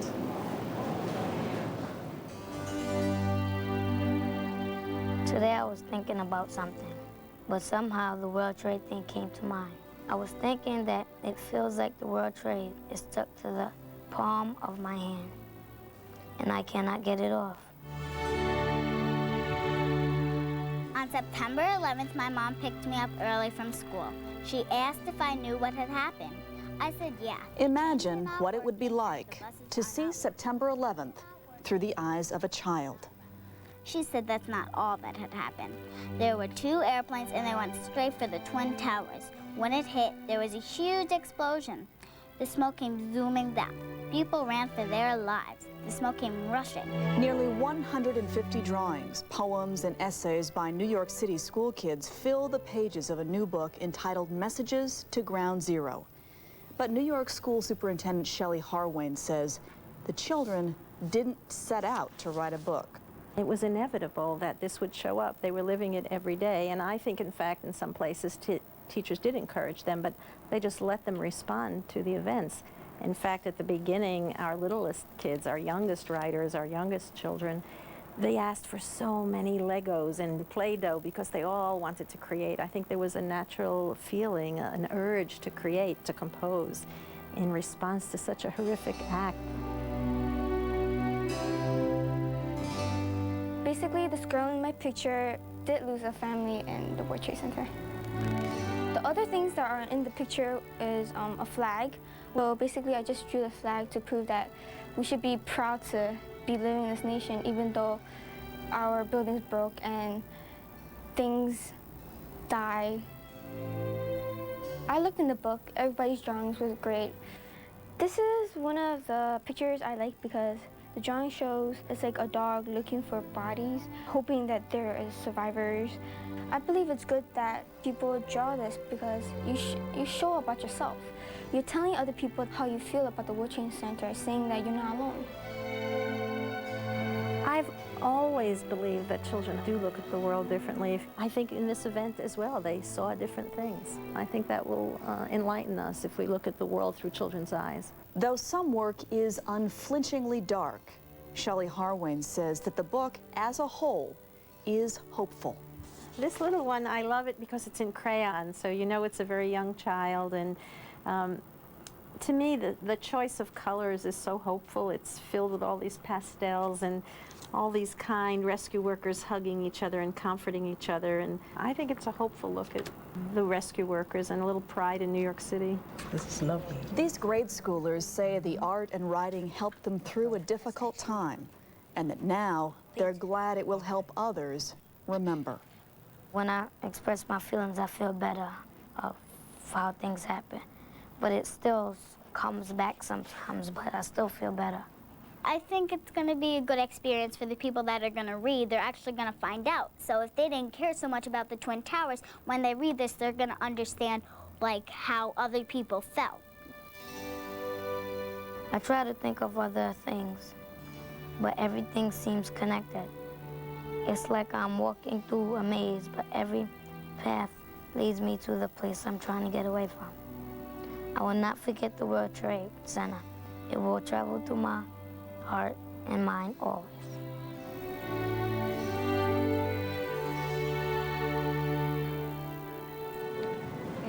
So moving from the mouths of children. Indeed. Jane Clayson. You know, I want to remind you that we have a lot of CBS News coverage of this day still ahead. President Bush is going to Shanksville, Pennsylvania. We'll be on the air all afternoon. I remind again, and we will run the names and when available, the photographs of victims from the Pentagon and from Pennsylvania as the afternoon goes on. Jane, this is one of those mornings, one of those days that will be in our collective national memory forever. I know you've been making notes to yourself and thinking about some of this. Give us your observations as we bring this morning to a close. Well, so much has struck me today, Dan, but I must say, when the ceremony began with the reading of the Gettysburg Address, I was so struck by that because it's such an appropriate selection. And the words apply so well now. We're in a new battleground, but the words from the old battleground resonate when Abraham Lincoln said, in a larger sense, we cannot dedicate, we cannot consecrate, we cannot hallow this ground. The brave men, living and dead, who struggled here have consecrated it far above our poor power to add or detract. Also, when I was coming in early this morning and I looked out to see the Statue of Liberty all lit up, and I saw Ground Zero here all lit up, it reminded me again of how much we've lost, but also how much we have to be grateful for as Americans. And in the land of the free and the home of the brave, our flag is still there. You know, it's worth reminding ourselves that this Ground Zero is not the only place where terror struck on September 11th a year ago. But these 16 acres behind us here have become more than anything or anywhere else a national touchstone for the grief, horror, and heroism of that day, and for our resolve and determination for the days that followed. It is Ground Zero, the first target of September 11th. Now, what was once towering glass and steel and the workplace of thousands of people, what was reduced to smoking rubble and a mass grave, is now considered a hallowed site, a consecrated place. But the eye is met with a vision of a pit in the earth, hollow, scraped bare, and except for this ceremony going on today, most of the time empty. Jane, it's been terrific working with you today. Thank you, Dan. One doesn't say that one has enjoyed this day, but I've taken a lot from it. I have taken a lot from those that we have heard and the courage as they move forward, and I appreciate being with you here today. Thank you. Thanks. I'll see you along the trail. Okay.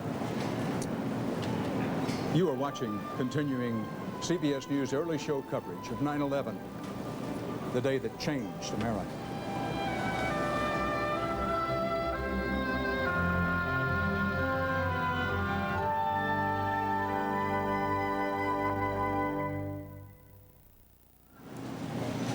Like the indelible memories of 1 year ago, this special day of remembrance has created a new set of images for a nation looking to move forward while never forgetting the day that changed America. Here's a look back at some of this morning's special moments.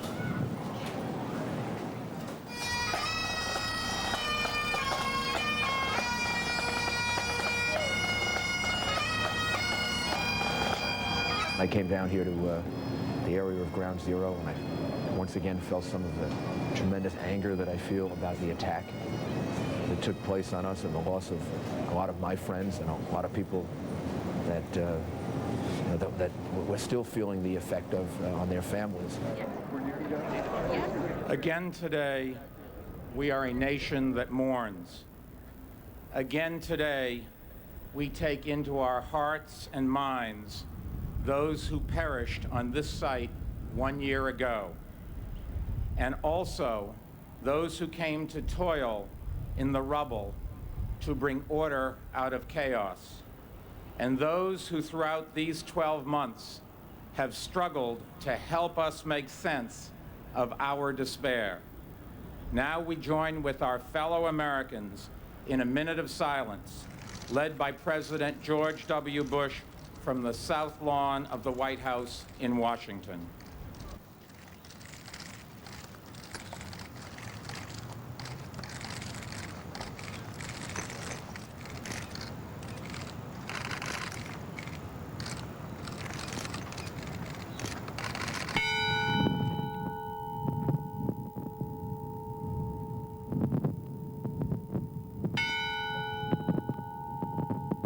I I don't remember the last time I told him that I loved him. I would give anything to go back to the morning of September 11th and tell him how much I appreciate everything he's done for me. You were the best father I could ever ask for. I miss you, and I hope you didn't hurt too much. Love, Marianne. Kevin Francis Cleary. James D. Clear. Jeffrey W. Cloud. Susan Marie Klein. Stephen Coakley. Jeffrey Allen Cole. Patricia A. Cody. Daniel Michael Coffey.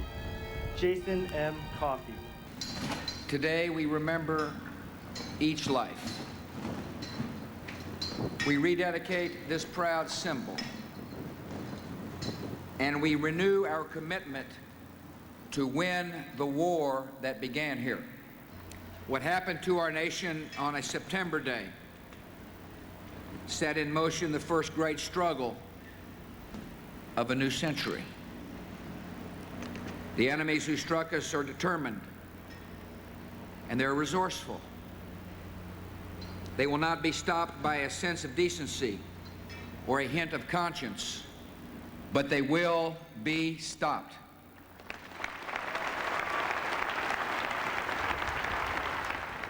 We honor each name and each life.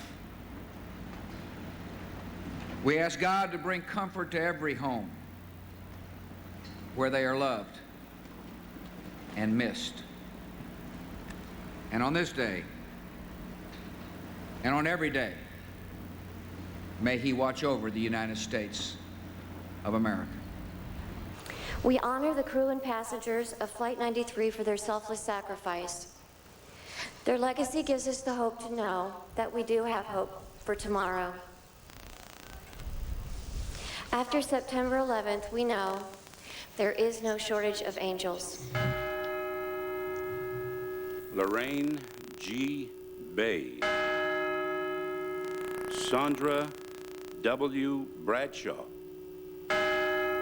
We here highly resolve that these dead shall not have died in vain, that this nation, under God, shall have a new birth of freedom, and that government of the people, by the people, for the people, shall not perish from the earth.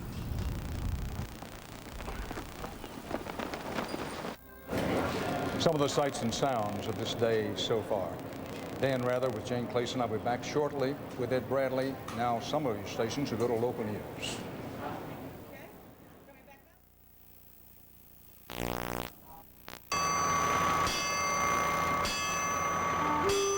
This CBS News special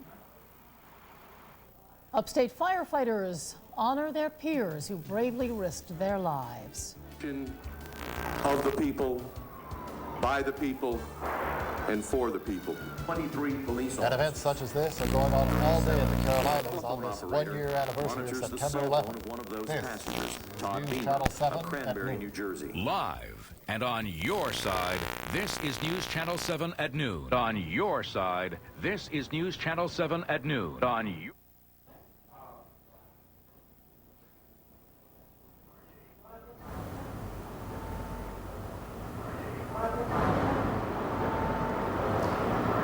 The upstate takes time to remember those who lost their lives in the September 11th attacks on America. These pictures are from Anderson. The old courthouse sounded off right at noon with bells ringing. From the upstate to our nation's capital, flags are at half-staff today to honor those who died on that terrible day. Nearly 3,000 people died on September 11th of last year. Good afternoon. I'm Julie Phillips. And I'm Carl Clark.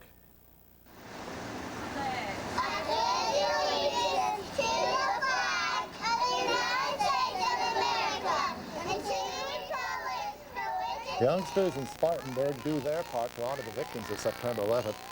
They said the pledge at a ceremony dedicating a permanent memorial to the victims.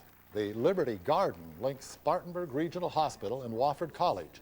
It's a walking trail in the park there. It cost $400,000 and was funded by private donations. Also, hundreds gathered at Barnett Park in downtown Spartanburg for the Always Remember ceremony this morning. The 30-minute ceremony featured a moment of silence at 8:46, along with a 21-gun salute from the American Legion Post 28 Honor Guard. Spartanburg Mayor Bill Barnett addressed the crowd saying, "Thank those who keep our lives safe, our public safety and emergency workers." Many felt the unity that was born 1 year ago still resonates today.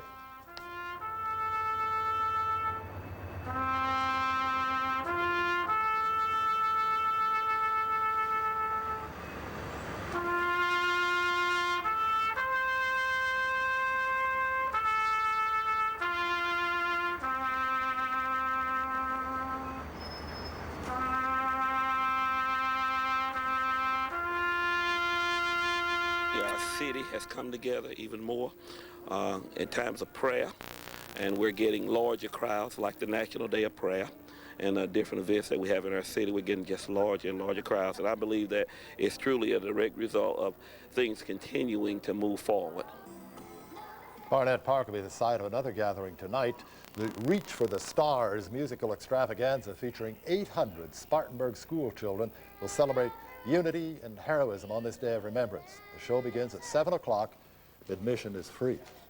Firefighters throughout the Carolinas joined their colleagues around the country today to honor their brothers.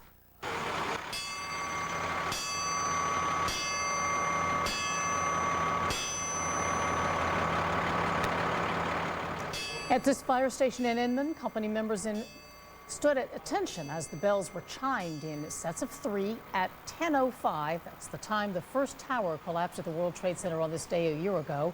Again at 10:27 when the second tower fell. The chimes sound whenever a firefighter dies, and today's ceremony is a tribute to the 343 members of the Fire Department of New York who died in the terror attacks. And many other upstate firefighters, law enforcement, and emergency service personnel were treated to a free breakfast this morning at the Country Ham House in Greenville. It honored their dedication and passion for protecting us every day, not just on this day. And far from being a somber occasion, it seemed more like a time of grateful renewal. There were police officers, sheriff's deputies, ambulance drivers, and medics and firefighters from all over the area digging into pancakes, scrambled eggs, and hot coffee. Captain Dan Shirley with the Greenville City Fire Department told us even though many people consider public service officials as heroes these days, there are opportunities for all of us. Americans, you can be a hero, whether you are a public service official, whether you're a citizen helping a neighbor. You can be a hero in any type of situation. The breakfast included thank you sketches created by local elementary school children. Watching these tragic events play out on live television was difficult for all of us a year ago. It is again to see them now. To the families of those who were aboard Flight 93 when it crashed in that field in Pennsylvania. Ed, this day has had several different rhythms, if you will. Started, I think, with people not quite knowing how the day might go, and then there were these very moving ceremonies here at Ground Zero and the Pentagon. Then as we reached high noon, literally, the scene shifted to Pennsylvania, and this, equally as moving as the others, has its own feel, if you will, to it. They all have their own feel, as you say, Dan. And I'm struck here by the faces of the people, the music that we hear in the background. What struck me about what happened here at Ground Zero was the reading of the names. You know how many people were killed, and you think 1,000, 2,000, 3,000. It just goes by and trips off the tongue. But when you sit here for 2 hours or more and hear name after name, you get a sense of how big this was and how much was lost on 9/11 last year. It's the New York Times has run these profiles of people who were killed. They ran them from just after 9/11 until the end of the year, and they've run them periodically ever since. And whenever I see another one, I just think this will never end, that they're identifying more and more people through their DNA, so they have more profiles to run of people who were killed in the World Trade Center. And hearing the names today, I had that same feeling, that this just went on and on and on. And you really had a sense of the enormity of it and the great loss that so many people felt. And not just those who lost friends and relatives and loved ones, but for all of us. I mean, Shanksville is very much, you hear this talk about America being a small town. Shanksville is a small town. 245 people live there, all the houses clustered on about 3 streets. What I saw in New York a year ago was very much New York as a small town, in a way I'd never seen it, with people in each neighborhood reaching out to friends and strangers in a way that I really hadn't seen in New York before. But you really did get the sense that New York is a small town, just as Shanksville, Pennsylvania is. We're going to go to Bob Schieffer in Washington. Before we do so, let's just pause to soak up some of these moments in Shanksville.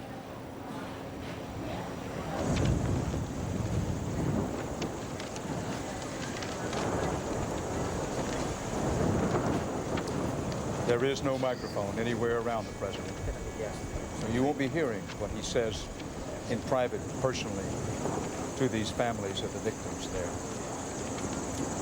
And now Bob Schieffer in Washington. You know, the thought occurred to me this morning as we watched the ceremonies at the Pentagon that, well, it's probably true that, as Cecilia Farber wrote, New York is the locus of our national grief and the symbol of our resurrection, that in many ways that scar on the Pentagon was the most vivid reminder of how vulnerable we were September 11th a year ago, and how complacent we all, and that includes, unfortunately, our military and the Defense Department, how complacent we had become about the safety of the continental United States. Bob?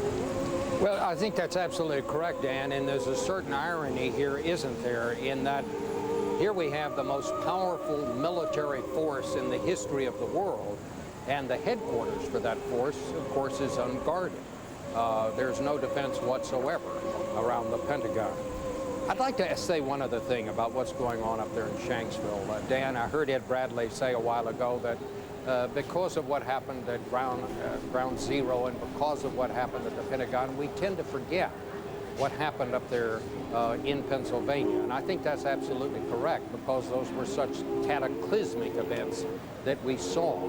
But I'd also like to say another thing, and that is that those of us who spend our days here on Capitol Hill, the people that work here, the journalists, we'll never forget what those people did, because I remember very well on that day, I was coming up to the Capitol, which is where I work. I was at the foot of Capitol Hill. I talked to our bureau chief on the phone. I told her, I asked what the situation was, and she said, get out of there. We think there is a report of another plane headed toward Washington. And of course, that is the plane that we now know from intelligence reports was headed this way. Of course, it never got here. Those brave passengers forced it down in Pennsylvania. But everybody here on Capitol Hill knows that. I'm a grandfather, and sometimes I think every hour that I spend with my grandchildren is an hour that may have been given to me by those people on that plane in Pennsylvania. I want the people on that plane to know, and their relatives to know, I will never forget what they did that day, nor will others here on Capitol Hill. Well, Bob, picking up on that, there's been some talk that Congress, which generally adjourns to go home and campaign in an election year such as this one, that this year the Congress might stay on or be called back in special session. Perhaps the president would call them back in special session to discuss what to do about Iraq and when to do it. I think that's very possible. In fact, I think that's likely, Dan. There is a growing feeling here, and there's going to be some disagreement on this. And when, you know, the Congress came together in the days and the hours after 9/11, they passed unanimously a $40 billion appropriation bill, illustrating and underlining that Congress, when it has to do something, can come together and do it. Now, there's been a lot of disagreement since then over various things, including how to put together a Homeland Security Department. But the president is going to ask Congress for some sort of declaration, some sort of authorization to take action against Iraq if he thinks that is necessary. As we now understand it, he's going to ask the United Nations to approve that. He wants to do it under UN auspices. But he wants some authorization to use power should it be necessary, just as the first President Bush asked the Congress to do before Desert Storm. There are some here on Capitol Hill that say it may well be better to do that after the November elections rather than do it before, to remove any sense of partisanship. I think in the end, Congress is going to do that. I think they will give the president the power that he's asking for, but it may well be they will choose to do it after the election simply because they do not want it to be part of partisan politics or seem in any way to be a partisan action. We'll know in the coming days whether that's going to happen. But if I were going to speculate at this point, I'd say that's what's going to happen. Bob Shiver reporting live from Capitol Hill. And no doubt some of those considerations are on the back roads of President Bush's mind today. But in the forefront of his mind is doing what's just in front of him now, which is offering condolences to these families of victims of the Flight 93 crash in Pennsylvania. As the president continues his rounds, we want to show you the names and faces, where we have them, of the 40 passengers and crew who died at Shanksville, as well as the 184 innocent people who died when American Flight 77 struck the Pentagon. So we now begin to show those names at the bottom of your screen.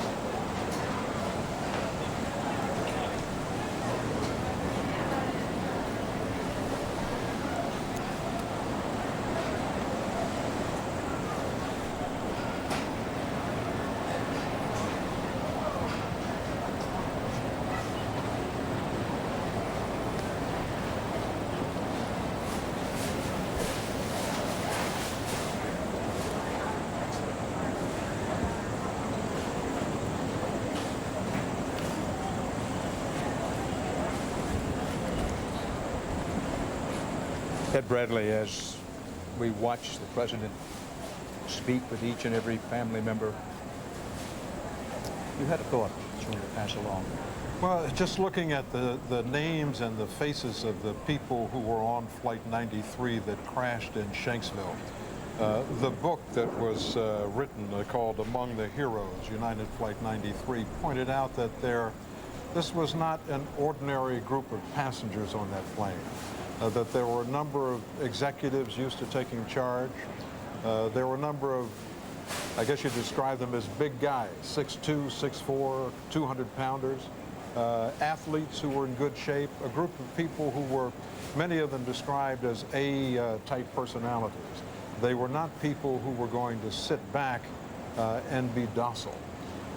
And just knowing what they knew, just mistakenly one of the hijackers, thinking that he was talking to a control tower or air traffic control, said, "We have hijacked this plane," but it went over the loudspeaker in the cabin. So everyone there knew what was going on.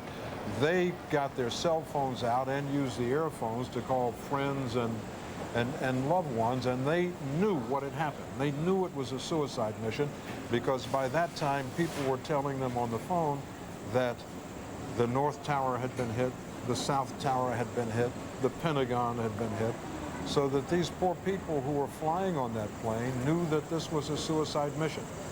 And they had a choice. They could sit back and do nothing, or they could try and do something. And they tried. They did something. And they gave up their lives, but those people are truly heroes. Well, they did something. They succeeded. They succeeded in keeping the assassins from crashing the plane into the United States Capitol, which is the widespread belief now of what they intended to do, but they certainly intended to crash into something in Washington. It was only a half hour from Washington when it crashed. And the people on that aircraft kept them from doing that. Again, we want to pause for just a moment as the President does his duty and does it for all of us in Shanksville.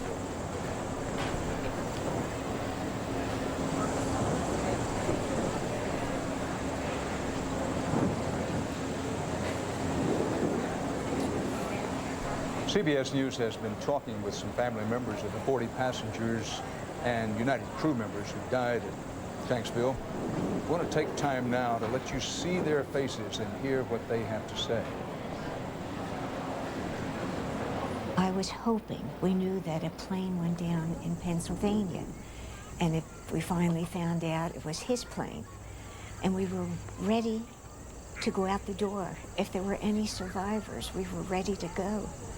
And then about 5:30, we heard there were no survivors. To this day, it's very difficult to accept what happened.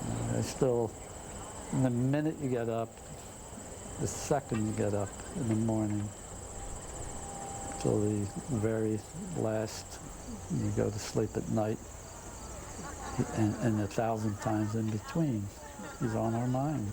The 4 telephone calls from Tom have been like a gift to me. He told me what was going on, that he had put a plan together and that there were several of them that were going to take the field.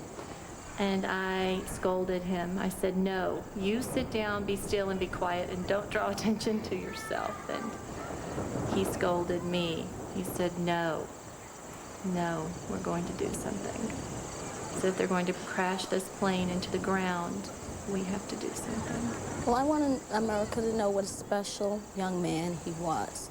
And he died for his country. I think he would have tried to reason with them, you know, man to man. I think he would have said to them, listen, I have a baby at home. I love her with all my heart, and a wife, and a mom, and brothers and sisters. And can you understand that everyone has a family? And there's no reason, you know, to kill a whole plane full of people for your cause. I've never believed that they crashed the plane on purpose.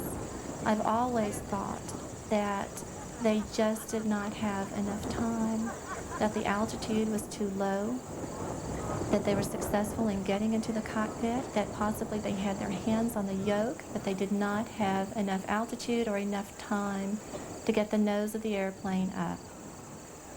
I have always believed that, and I'll go to my grave believing that.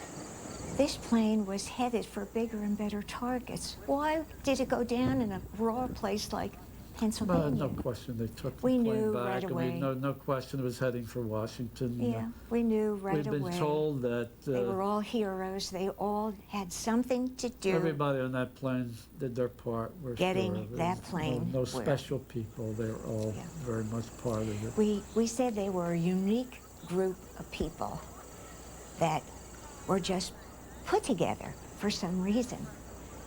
And maybe this was the reason. With the training he had, I know that they fought back.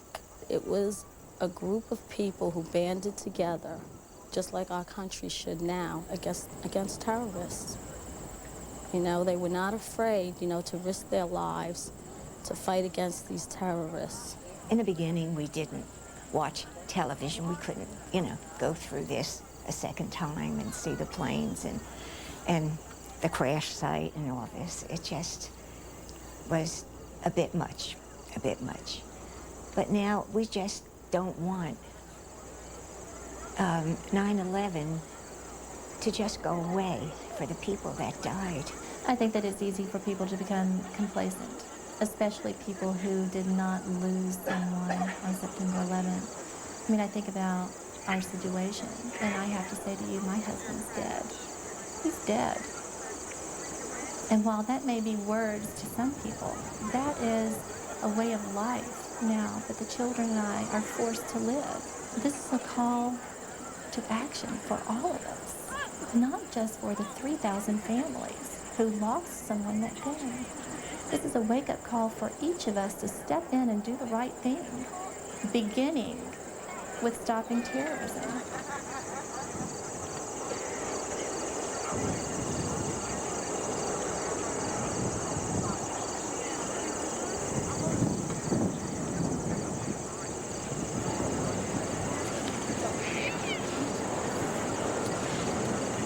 We pause to absorb what those wonderful but still in pain people had to say as we show you pictures of President and Mrs. Bush continuing to slowly, without haste, go down the line of family members of victims of the plane that crashed in Pennsylvania. The President will be coming from Pennsylvania to here in New York. Then he'll be addressing the nation tonight. But before he addresses the nation tonight, CBS News 60 Minutes 2 correspondent, co-editor Scott Pelley will have a 1 hour, what we call TikTok, which is to say a recapitulation, minute by minute, hour by hour, of what happened inside the White House, inside the very top tier of the U.S. government, September 11th. Scott Pelley is with us here now. Scott? Good morning, Dan. We interviewed the president on 2 occasions, Dan. We talked to the president in the Oval Office just last week, and we also spoke to the president on Air Force One. It was during that Air Force One interview that the president began to talk about the trip he made to New York City the week of September 11th. He went to a nearby convention center and spoke to a couple hundred family members at that time. The president was moved at the memory of that, and as I said on Air Force One, we talked about the trip that he made to see the families here in New York City.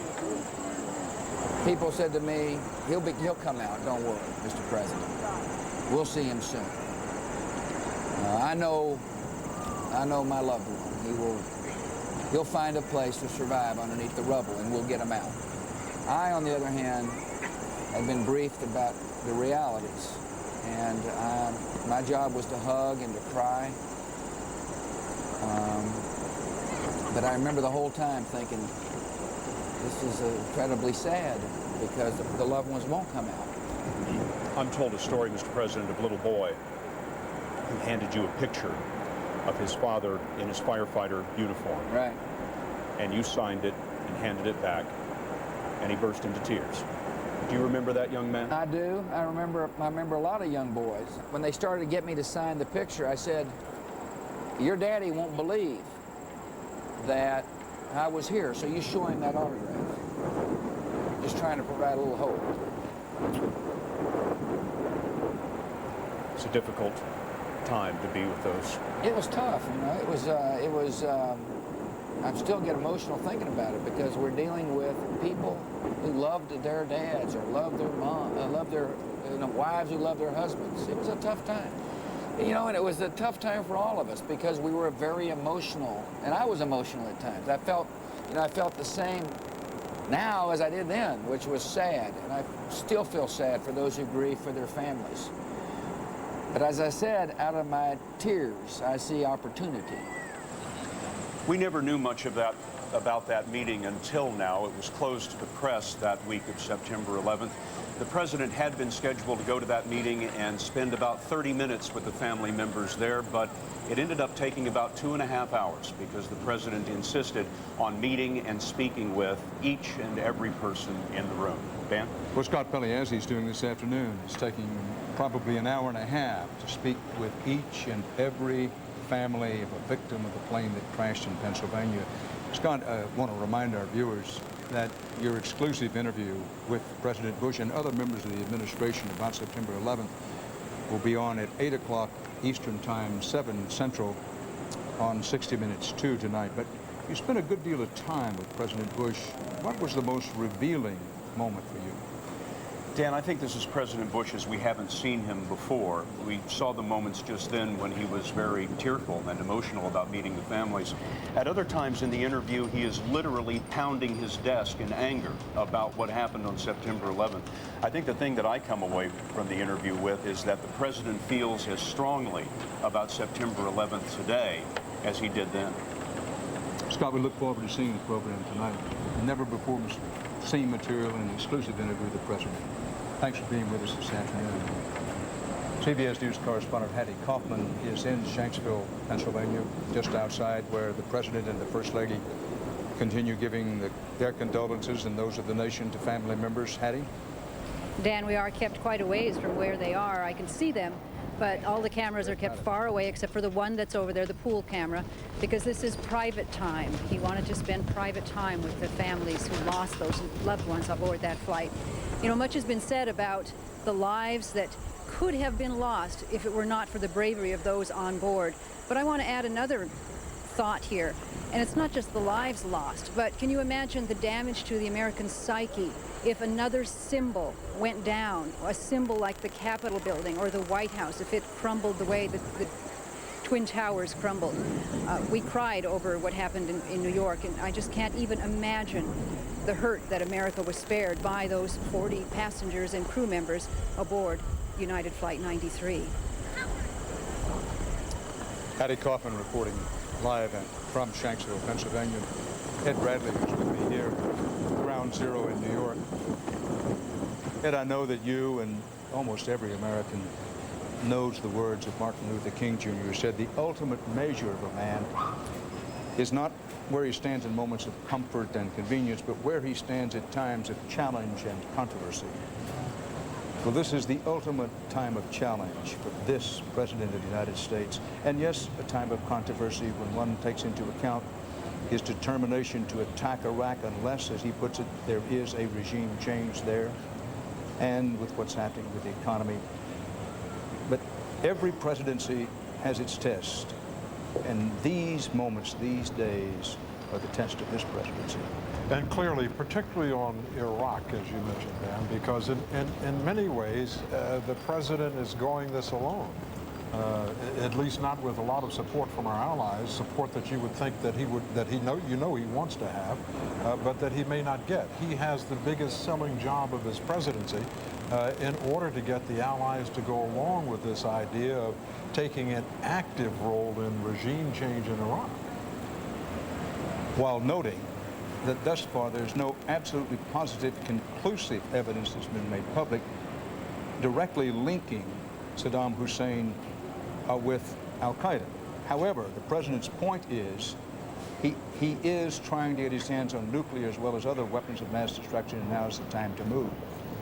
You are watching and listening to continuing CBS News coverage of 9/11, the day that changed America.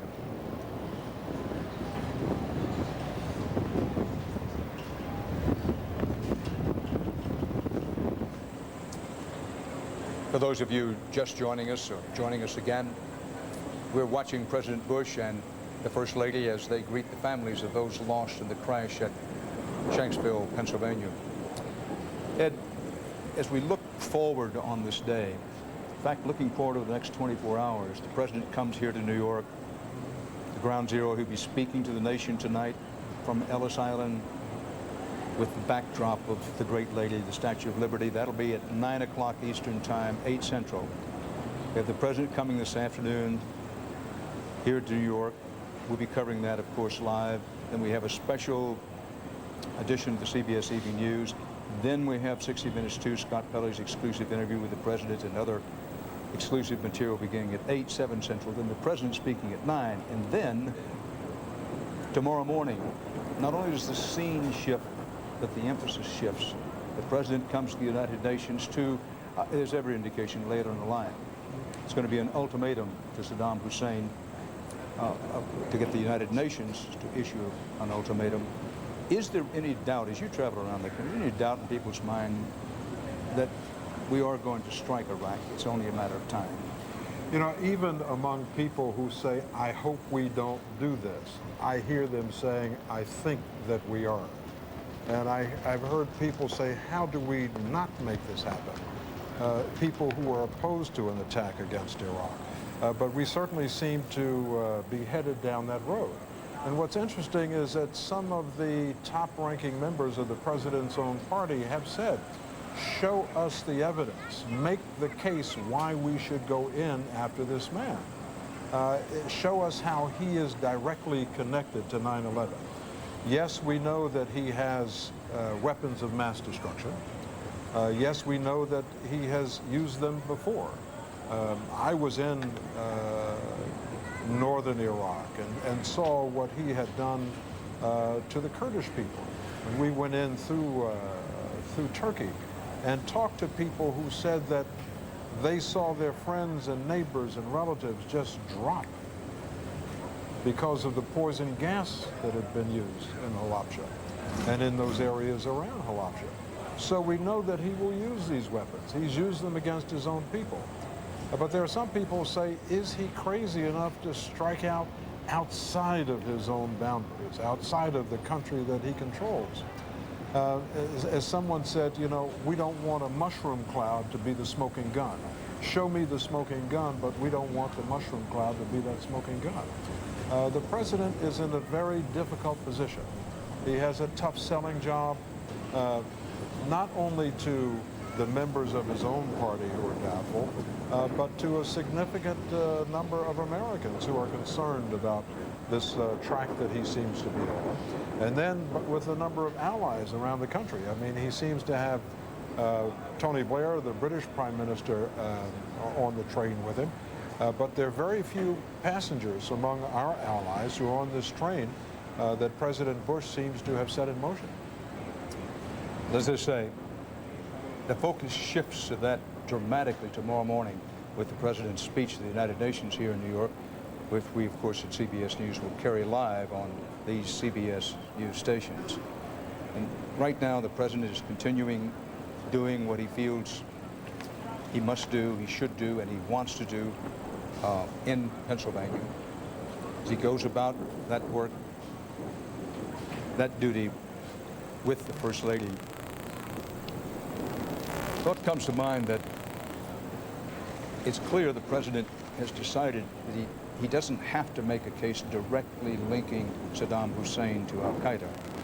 That his case is, listen, once we got into this war, it's not a war we wanted. Once we got into this war, I said it was going to be long, said it was going to be difficult, and we will move against terrorism in whatever form, and he views Saddam Hussein as a kind of ultimate terrorist. Now, for some of you, your local news will be next on this CBS station. For the rest of you, our coverage will roll on. I hope you noted that we have put at the bottom of the screen the names and photographs now of not only those who died in New York, but also those who died at the Pentagon and at Shanksville, Pennsylvania. CBS News coverage of 9/11, the day that changed America, will continue.